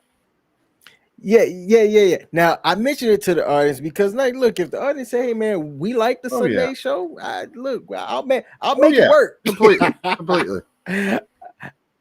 I will absolutely make it work. But no, Pete, not going to a Jets game. I do like the superstardom of Aaron Rodgers. I think his arm is still there, so it's not like they got an old guy who can barely throw. I think Rodgers is going to be an interesting pickup for that team. But not making the game, bruh. Aaron Rodgers has me hopeful for the Jets season for the first time since Vinny Testaverde was a quarterback. So let me just say that. That's how hopeful I am about this Jets season. With Mark Dirty Sanchez, I was never hopeful whatsoever. I never hopeful with Mark Sanchez as the quarterback, and those 2 runs to the AFC Championship game in his first 2 seasons. That was a team game, and I'm glad that those happened. But I have not been hopeful for a Jets season since 1999 after Vinny Testaverde got us against the team up against the Denver Broncos and Terrell Davis's 2,000-yard season and John Elway's last season.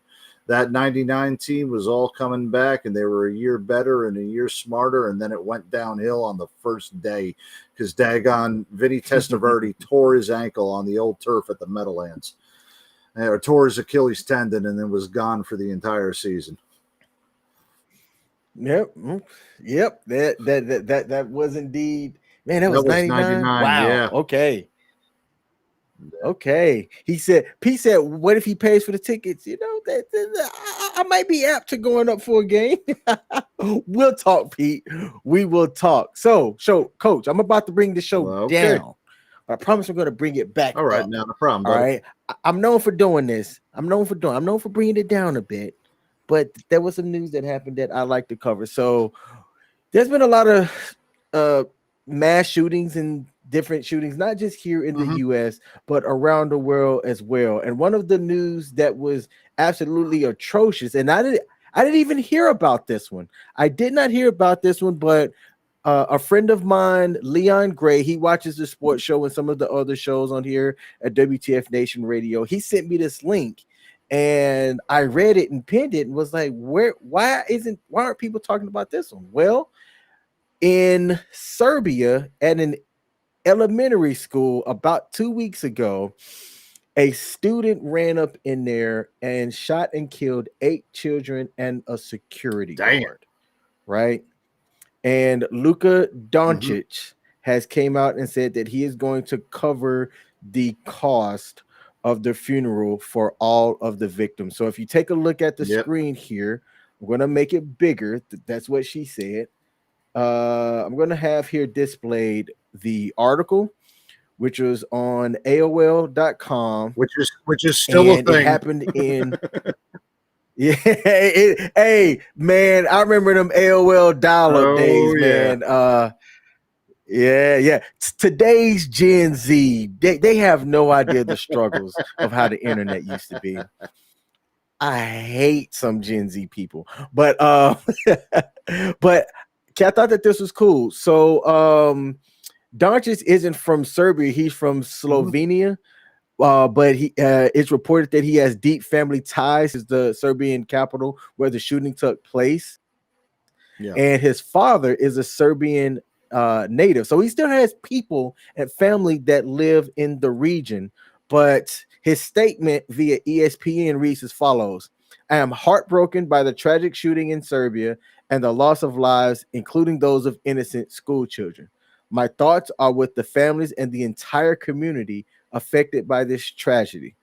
Through my foundation, I am exploring both immediate and long-term ways to support the students, faculty, and families affected by the shooting at the elementary school. I am committed, and I will continue to share updates and ways to support as details become available. And I thought that was a pretty good thing on Luka to do. It's a very tragic incident when you take into account that these are young people who are in a school and you're there to, learn. And the unfortunate part about being aware of the good and bad in the world is that these things can occur. And you had another young student in himself for who knows what reason, man, and bring a gun to an elementary school and start shooting up the place, man. And I believe the suspect was a middle school student, so he wasn't an elementary school student himself. Yeah, it was let's see. The shooting came a day after a 13-year-old boy used his father's gun in a rampage. So this was a different. Two shootings occurred within close proximity in Serbia. One had a 20-year-old suspect who fled after the attack, and another one was a 13-year-old boy that which is the one that we were initially talking about. Yeah. That he killed 8 of his fellow students in a school. Absolutely insane. And, my daughter's a school-age kid. We don't see a lot of that because right now, I mean, it's in another country. Let's be quite honest. If this happened in New York City, or if this happened in, Denver, or this happened, somewhere around there where he's playing, we would have heard a lot more about this. But because this happened outside of this country, we didn't see it. It's not on the news cycle. It's just something else that's out there. And it doesn't mean that this is a problem. Now, I'm not going to say this isn't a problem around the United States, because it truly is, but this is a worldwide problem that's happening around there.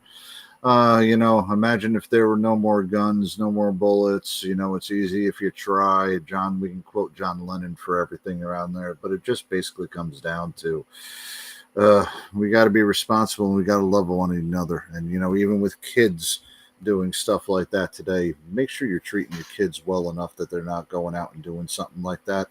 Nobody wants to be the father or the mother of the next mass shooter.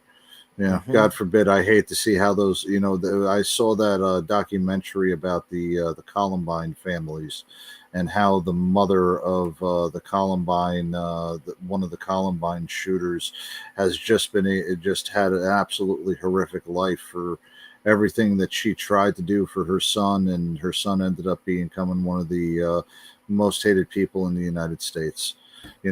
It takes a lot out of people. You just got to make sure that you try to do everything you can for these people, so we don't have to live in a world where bullshit like this happens.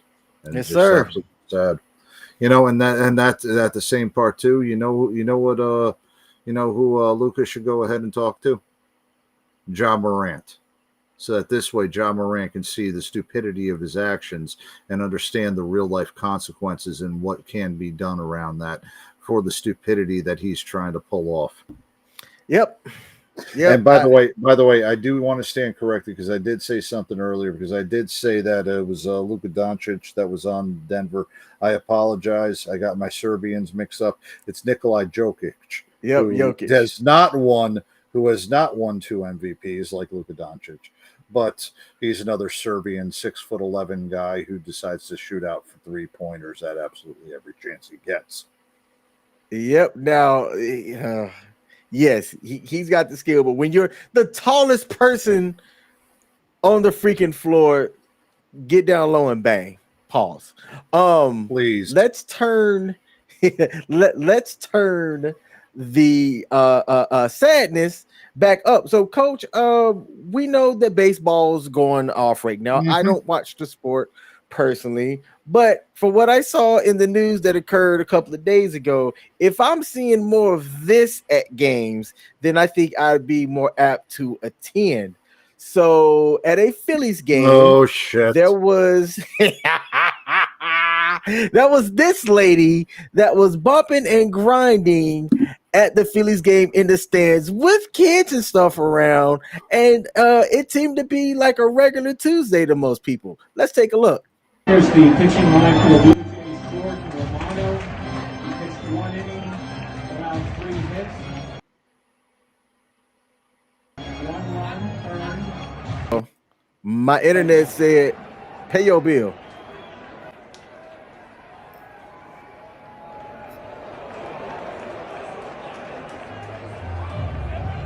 So there she go.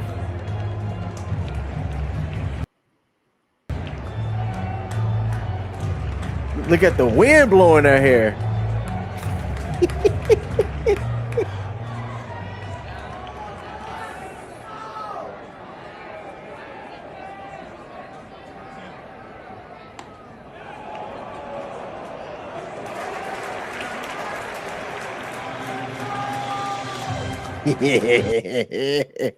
So there she was, showing all the stuff, right? And people are just not paying attention to her at all, that's the interesting part to me. And she was just grinding on her friend there who was sitting next to probably her dad or her sugar daddy. And people wanted to know who she was. So she got her 15 seconds of fame. She's been identified. It's no surprise that she's being called an IG model. But this is the young lady right here. I don't even know why she's wearing a baseball jersey at that point with all of the other stuff that she don't have. But even on her own profile, she writes the words, "Your fave bimbo, go Eagles." Coach, what you got, man? I mean, look, I know how high the concessions, have gotten over at sporting events, $10 for a hot dog. And, maybe you got to do something a little bit extra to afford a beer. So I don't fault this whore whatsoever. But that being said, I get a chance to knock Philadelphia, the most classless daggone sports city in the United States. So it doesn't surprise me that this woman is going ahead and getting motorboated just so that she can go ahead and buy an ice cream with a little Philadelphia Phillies hat like we used to get over at Dairy Queen. And, let her go ahead and do that because she's got absolutely zero class. Neither do most of Philadelphia sports fans. And I said my piece on that. Okay. Prior to this, right, she didn't have that many posts. She didn't have that many followers. But once she became identified, her followers shot up. She still doesn't have like a whole lot per se. She has for today's day and age with IG models, but she's at 5,273 followers right now, and her posts are exactly what you think that it would be. Does she have an OnlyFans already? Let's take a look. I would be surprised. Nope. At least the link's not in the bio. All it says is hot mess. Good enough for her. She's not showing off her butthole to her friends, so I got no problem with that. That's all OnlyFans are, is pictures of each other's buttholes for your friends to see. Or feet pics. Yeah. Feets and buttholes. That's what OnlyFans should be. You change the name from OnlyFans to Feets and Buttholes. Hey, shout out and a sports bar salute to Air Force veteran Leon Gray, which he's the guy who sent me some of the articles. He watches this show and some of the other shows here as well. He wrote in the comments, "I don't see nothing wrong with a little bump and grind." I caught that very, very quickly. So thank you for the comment as well. And I'm going to circle back.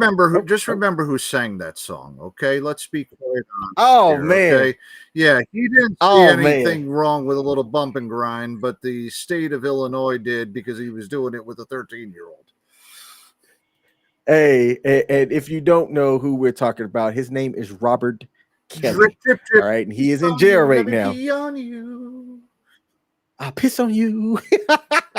Hey, look, the views and stuff expressed by the hosts, King and Coach, are not reflective of WTF. This is the Radio. remix, or maybe it is. This is the remix edition of a song about pissing.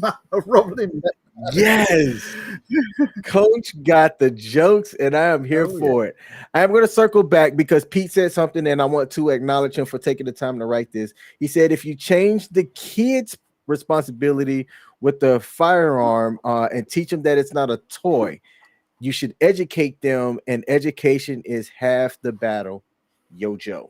Absolutely. I take my daughter to the range. I've been taking my daughter to the range since she was 6 or 7. And, you know, I wanted her to learn about the responsibilities of a firearm, right? And not be this mysterious thing that the first time she sees one is up one of her friends' house and they don't understand gun safety, and then something tragic happens. And even saying this and Joe's comment made me think I haven't taken her in a while because COVID shut down most of the ranges here, and I don't go as much as I used to. But I need to take her back. I'm getting my daughter for the summer. She's going to be 16 this year, and I need to take her back to the range and get her used to shooting and you know, things like that. She understands gun parts, gun components and things. I make sure that she knows that. And one of the things I drill in her head is when you're up your friend's house and somebody, hey, take a look at what my mom and dad has. Call me so I can immediately come and pick you up. I will pay her money to do that. Like, don't feel intimidated or like I don't want my friends to call me a little bitch for running away because they were flashing a gun. No, I need her to come home.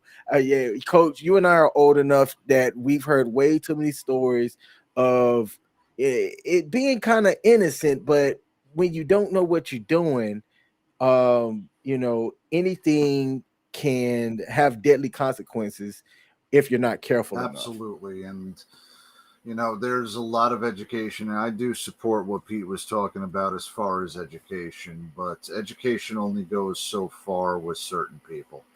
You know, there's always that natural curiosity, regardless of how educated you are. You know, I'm going to bring up a personal story about this. So gun safety wise, I had a family member who was truly into hunting. You know, always did the gun safety, kept everything locked, always kept everything going from there. Always kept it separate, kept everything in coordinates. He was out duck blind hunting, and the shotgun that his son had, the son knocked it down. The gun went off, shot him in his femoral artery, and he passed away. Oh, no. Did that right in front of his son. You know, even though the education piece was there and the certain things were there are accidents that have deadly consequences to a lot of these things. So even with that education, there's still some times where those accidents can happen. And accidents with a deadly weapon are something that, you know, we still, you know, it's, I'm not going to say it's as common as, you know, dying in a car accident, but it's still far too much occurrence. So no matter what restrictions we have, unless there's a total ban on them, you're not really going to get rid of any of these accidents. And the education piece is not just going to be a certain part of it. There should be some type of restrictions as far as mental ability and maturity in order to handle these weapons. That being said, we also came from an entire organization where we would definitely have to question the intelligence and the maturity of several people that were handling weapons. You know, we've got enough people in the military right now. Yeah, we have enough people in the military right now where we had to question whether or not their tree, you know, their family tree forked. But that being said, it's a combination of things. It's not just one thing that will go ahead and solve all of this problem. So I just hope that there are enough people that are open to listen to other people and not dismiss everything and not say this is the way that it has to be, but truly listen to each other so that all sides of the table are compromised and all of these issues that we see with the gun violence, can be handled in the correct manner and in a civil manner, not ridiculousness and reactionary type of ways. Okay. Yep. Hey, everything that you said, Coach, I agree with. Now, for those of y'all viewing and listening, we have 2 more things to cover, and we are going to be closing up shop tonight. So for those of y'all still watching, hey, I appreciate y'all. Hell yeah. All right. If you haven't hit the like button yet, mash the like button. All right, on whatever platform that you are watching this on. Now, this is going to be a quick video, and I'm going to ask Coach and the audience a question, and I'm going to display the question on the screen and read it out as well to the people listening to this on podcast. Would you have stopped? Now, I'm going to play a video, and in this video, it is going to be at a track meet. Some young kid decides to jump onto the track, gets ran the fuck over, and the person that did the running over just kept going. And some people in the comments was like, he should have stopped. And I'm like, that kid was at fault. So I'm going to play the video here, and then I'm going to ask y'all, would y'all have stopped and made sure the kid was okay, or would you have kept going? Let's roll the footage.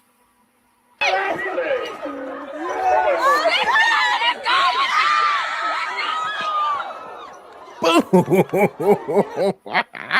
I gotta run that back because I missed the beginning. No, I don't want to show. Hold up. Come on.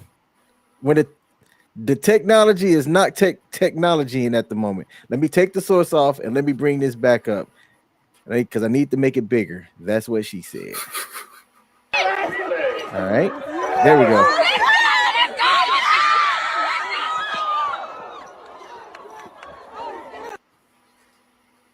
Now, did you see what happened, Coach? Were you able to see the video? I saw it, and yeah, that kid got teabagged.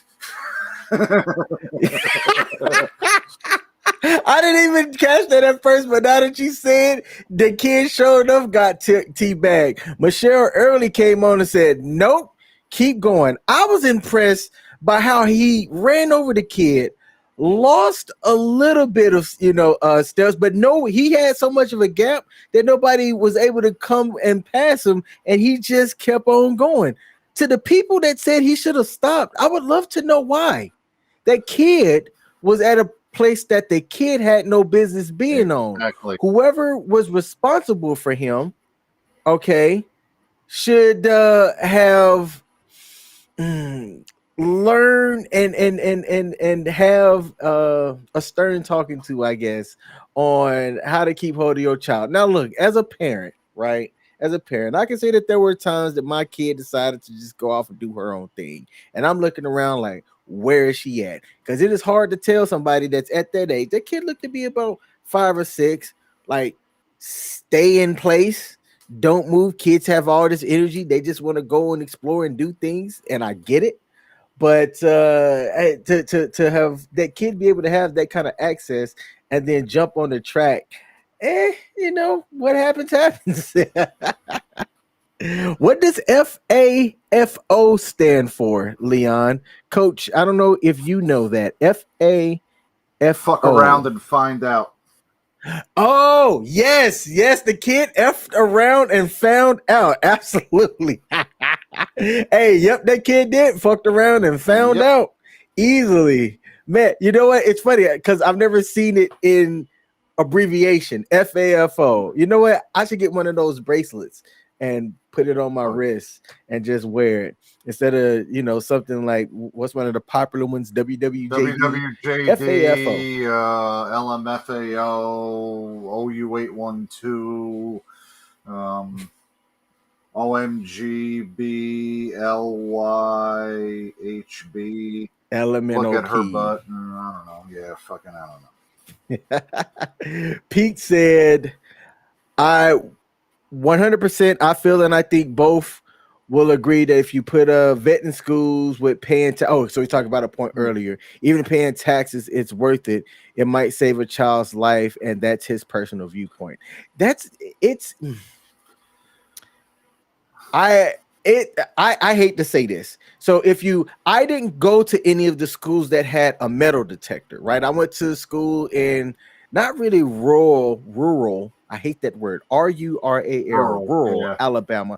It wasn't quite rural, right? But we didn't have gun violence or anything like that. I can't think of a time where anybody brought a gun to school at any level. There were knives brought to school. Let me just say that. There wasn't people that brought knives to school, but they didn't bring them and like use them. No violence like that ever occurred. Were there fist fights? Absolutely, and often. I wouldn't say often.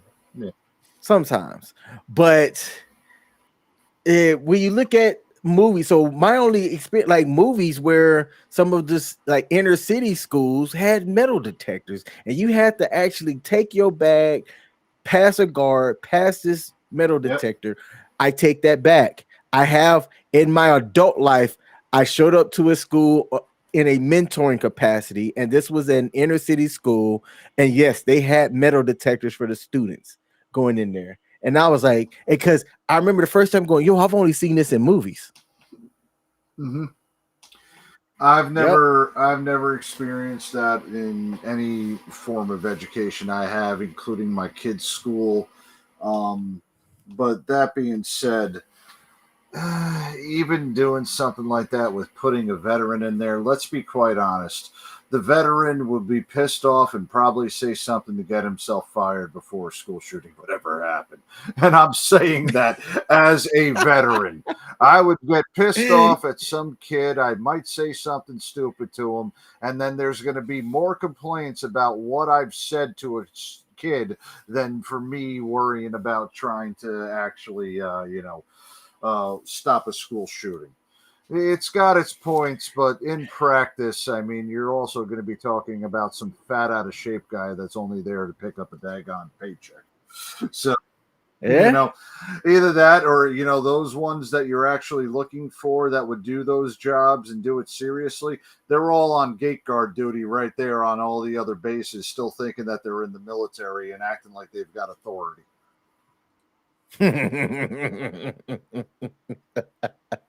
Absolutely. Hey, Coach, we got one more thing. This was a Thursday night, a Monday edition, because I would be going off on the security guards on Fort Bragg. Oh my God, what a bunch of fucking tools!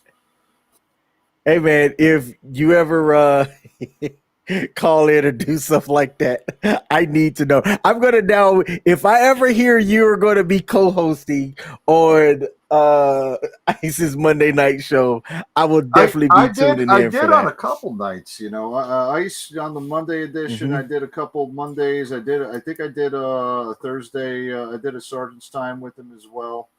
Yeah, I'm like the resident, co-host as well, because I don't do shit during the night either.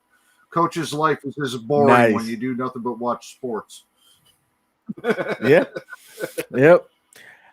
Our final thing for today to close out the show is a feel-good story. I am crossing my fingers that this one doesn't get us booted offline, because it is via the NFL Network. They don't play about their stuff either, right? But I'm gonna try. I'm going to try. It is a feel-good story, and it was talking about a player who got drafted by Seattle, a guy who went to Auburn by the name of Derek Hall.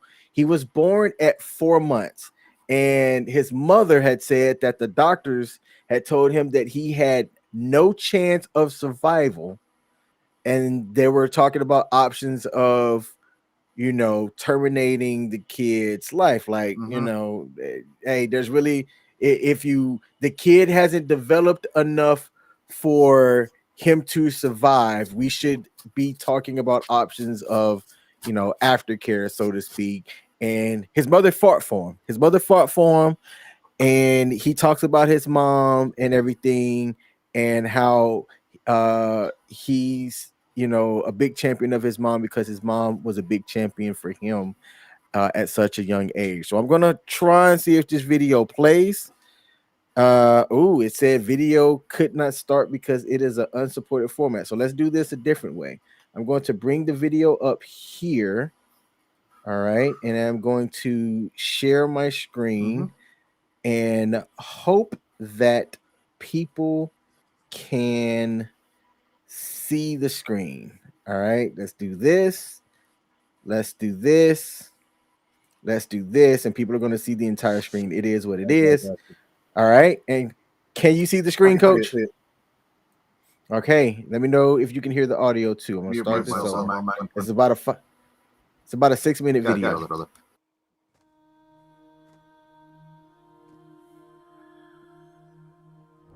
Is the audio coming through? He was born dead. It was a battle, you know. I had to fight. Can you hear anything for my son because I felt like the doctors wasn't fighting for him. Taken down by Derek Hall, the SEC Defensive Lineman of the Week. Oops.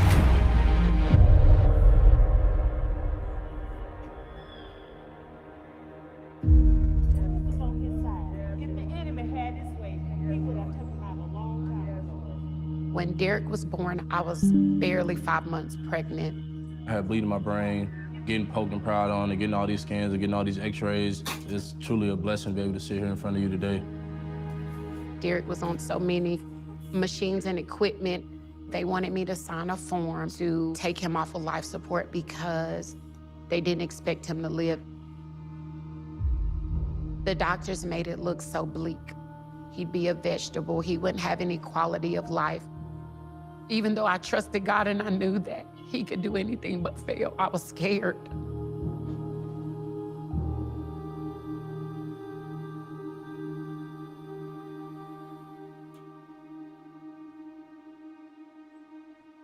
The first time that I knew that he was gonna make it was that I stuck my hand in the incubator and he grabbed it and held to it. And we know then that Derek was gonna pull through. He was very, very small, man, and I was nervous, just to be honest with you. I was scared to pick him up. He still was fragile, and he had to have special attention. It was all family that mostly helped out. All hands on deck. I just felt like he deserved the shot, and I had to be the one to give it to him. So I worked Monday through Friday from 8 to 5, and I went to school from 6:30 to 10:30 at night. I don't know too many people that would have the ambition and drive to do that. One thing I say about her, man, is that she's probably the strongest woman I know. She's my superhero. She's my Wonder Woman. She's the person who kept me living. Growing up preemie, it was a lot of ups and downs, a lot of in and out of the hospital. At the age of 4, that's when I got introduced to the game of football. Most kids can run all day, and that's something that I just didn't have the lung capacity to do. And I feel like that was the biggest challenge for me because football became my way of escape. Asthma, shortness of breath, chest begins to tighten up. I also dealt with asthma myself, but I understood, though, even though you're dealing with some things, man, you know, you still have to work hard. When you're tired, that's when you have to dig deep. You can do anything that you put your mind to. There's nothing that you can't do. And I just want to thank all y'all, my family, my friends. Without you, I don't know what I would be right now.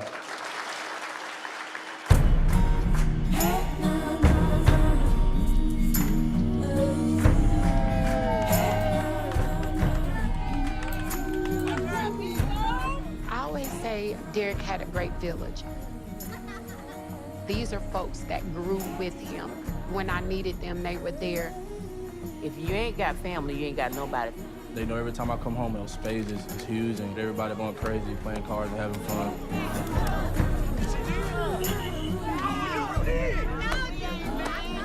Family is the most important thing, and I just want y'all to know I love y'all, and I appreciate all your support for Derek throughout the years. Derek has been giving back since he was a young man. He loves helping others. He loves giving back, and especially to the community here in Gulfport. In the fall of 2022, the residents of Jackson, Mississippi went through one of the worst water crises in recent history.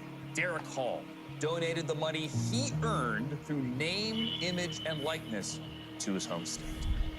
When the pipes burst in Jackson, due to systematic failures, when you have little babies, can't have clean drinking water, and to watch your state from afar going through this, you said, this ain't right. This young man made sure 5 18-wheeler for the water, supplies, disaster relief kits came. He made sure that happened. I shipped a lot of pallets up there to be able to have opportunity just to show my love and affection for this state of Mississippi. Anywhere he go, anything he do, he gonna make the organization and the people better for it. And what he doing for us on the Gulf Coast is bar none. Good things come out of something bad sometimes, you know. Just think, if we would decide not to have him, look what we'd have missed. Taken down by Derek. The burst, the explosiveness, he's got that. See, people think it's just Gulfport. He carried the whole coast and the state on his back. Auburn's Derek Hall. He's one of the best bull rushers in the entire draft. He's had this dream as a young man. I just know he's going to do great things and change the world. When I see him out there on that field, man, it's just like, wow, that's my nephew. Not a lot of kids get the opportunity to play this game at this level, but also not a lot of kids from the state of Mississippi. So, you know, I'm just trying to make everyone proud.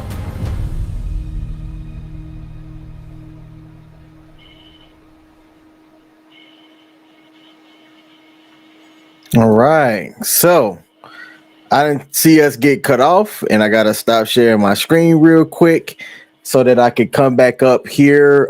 Coach, I saw that story, and I thought that would be a really good story to end on Mother's Day. They didn't cover it in that particular video, but this guy who out of Gulfport, Mississippi, went on to play defense at Auburn University in Alabama, got drafted in the second round, pick number 37 by the Seattle Seahawks. He's 6'3", 250, was born 4 pounds premature, and apparently, let me see if I have something. Apparently, he could fit in the palm of people's hands. He was that small. To be able to grow up and become a young man that didn't just use his physical gifts to attend football or to attend college, play football, and earn an education. When the pipes burst down in Jackson, where Coach Prime was playing or coaching at in Jackson, Mississippi at the time, he took money out of his name, image, and likeness and went to go give back, man. And that's the part that made me like, that's a young guy that gets it. That's a young man that understands community, which is what I'm about, man. I'm about community. Community's lost these days. But that guy, Mr. Derek Hall, gets it. His mother was an advocate for him to keep him living. I think Derek's the youngest kid. He was the second, born to a mom that didn't have his dad around. And I just thought that story was good. So he's still he's unsigned as of now, but being a second round pick, whoever his agent is or whatnot is going to make sure that he gets fair compensation for where he was drafted at. I've never heard of this kid's name before today, but that story made me a huge fan of him. Little personal story, so you kind of aware of this, because I'd like to tie some things back of how I'm able to relate with this. My oldest son was born at 28 weeks. Not obviously not to the extent of 3 more additional months inside there, but he was in the NICU inside that incubator for quite a while, before he was able out of the hospital. A friend of mine just had his premature granddaughter as well, and had some issues with that. Fit right there in the palm of the hand. And everything when it comes down to medicine, as well as health issues and looking at it in the scientific method, you can never scientifically ever put together the community and the will to live. There is no scientific quantification for it. The science may tell you that something is not worth it. The science may tell you to give up. The science may tell you that it's impossible to lead the normal life. But as long as you have that community and those things that come along with life that invigorate the life, everybody's got a chance to succeed out there. And that's why we try to bring the community and everything out to be such a positive thing, except for New York Knicks fans.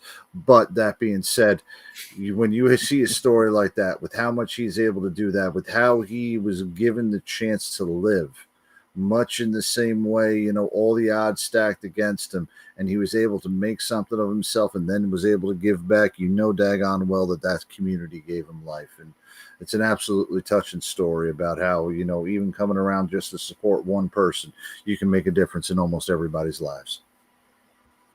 Hey, exactly.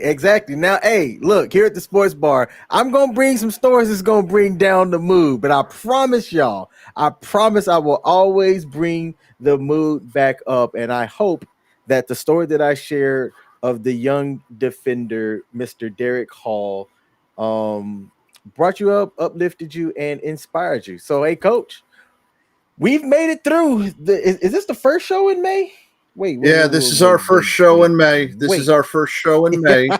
We missed last week because of work and scheduling and everything. Travel, work. Okay, all right. Hey, look, we will be back next Sunday. What is that? May 21st, the 21st. Yep. All right. Now, look, I told y'all, instead of showing the graphic that has all of the different shows that we have at the end, we're going to do that sapsucker at the beginning, okay, to do our other hosts a favor and let the people know when we have the most viewers what all happens here. So we're one of the shows here at WTF Nation Radio. This is the Sports Bar hosted by myself and Coach. But look, come back here Monday through Friday as well, as there are a litany of other shows that all start at 8 p.m. U.S. Eastern Standard Time. To our viewers, to our listeners and watchers out there, wherever you are, thank you. I know that y'all watch the other shows here as well, but I want y'all to make this show the most watched show in the month of May, with me even missing one episode. So hit that like button. Share it if you can. Tell your friends and family members about the Sports Bar, and come on up. And Bruno, I don't know what happened. I shared the link about 45 seconds after you asked if you could come up and talk basketball with us. But hey, going forward too, look, if somebody want to come up and defend their team or their position about something that we're talking about, we at the Sports Bar will welcome it. We are going to ask for some decorum a bit. You don't have to show your face. Our co-host don't even show his face. So I'm not going to ask you to do that, but I am going to ask you backstage to show your camera, wave so I can see you. But before I bring you up, you can turn your camera back off and then present your point to the viewers and listeners here on WTF Nation Radio. Coach, do you have anything to close us out with tonight, sir? No, you know what? This week in sports, just pray for all New York sports fans because we're going through misery again. But that being said, the sports world is together to join with everybody. So go ahead, watch a game this week. Go ahead, talk to your buddies, see if they're watching the game too. Concentrate on it, bring your family in, enjoy the love of sports around the world, because sports is what brings us together and is not to divide us, regardless of how many times fucking Julius Randle throws up a three-pointer, and he should never throw up a three-pointer like that again. I love it. Apparently we got kicked off over on YouTube, but I see us, man. I see us, Pete. Check your internet. I'm sorry, not Facebook, YouTube. I still see us streaming across all the platforms, my man. But hey, shout out to you, Coach. Shout out to the viewers and watchers. The next episode we have to look. I told you, I'm building this plane as I fly. We're gonna have an outro as well. We don't have one right now, so you know what? This is me saying good night and see y'all next week. Peace.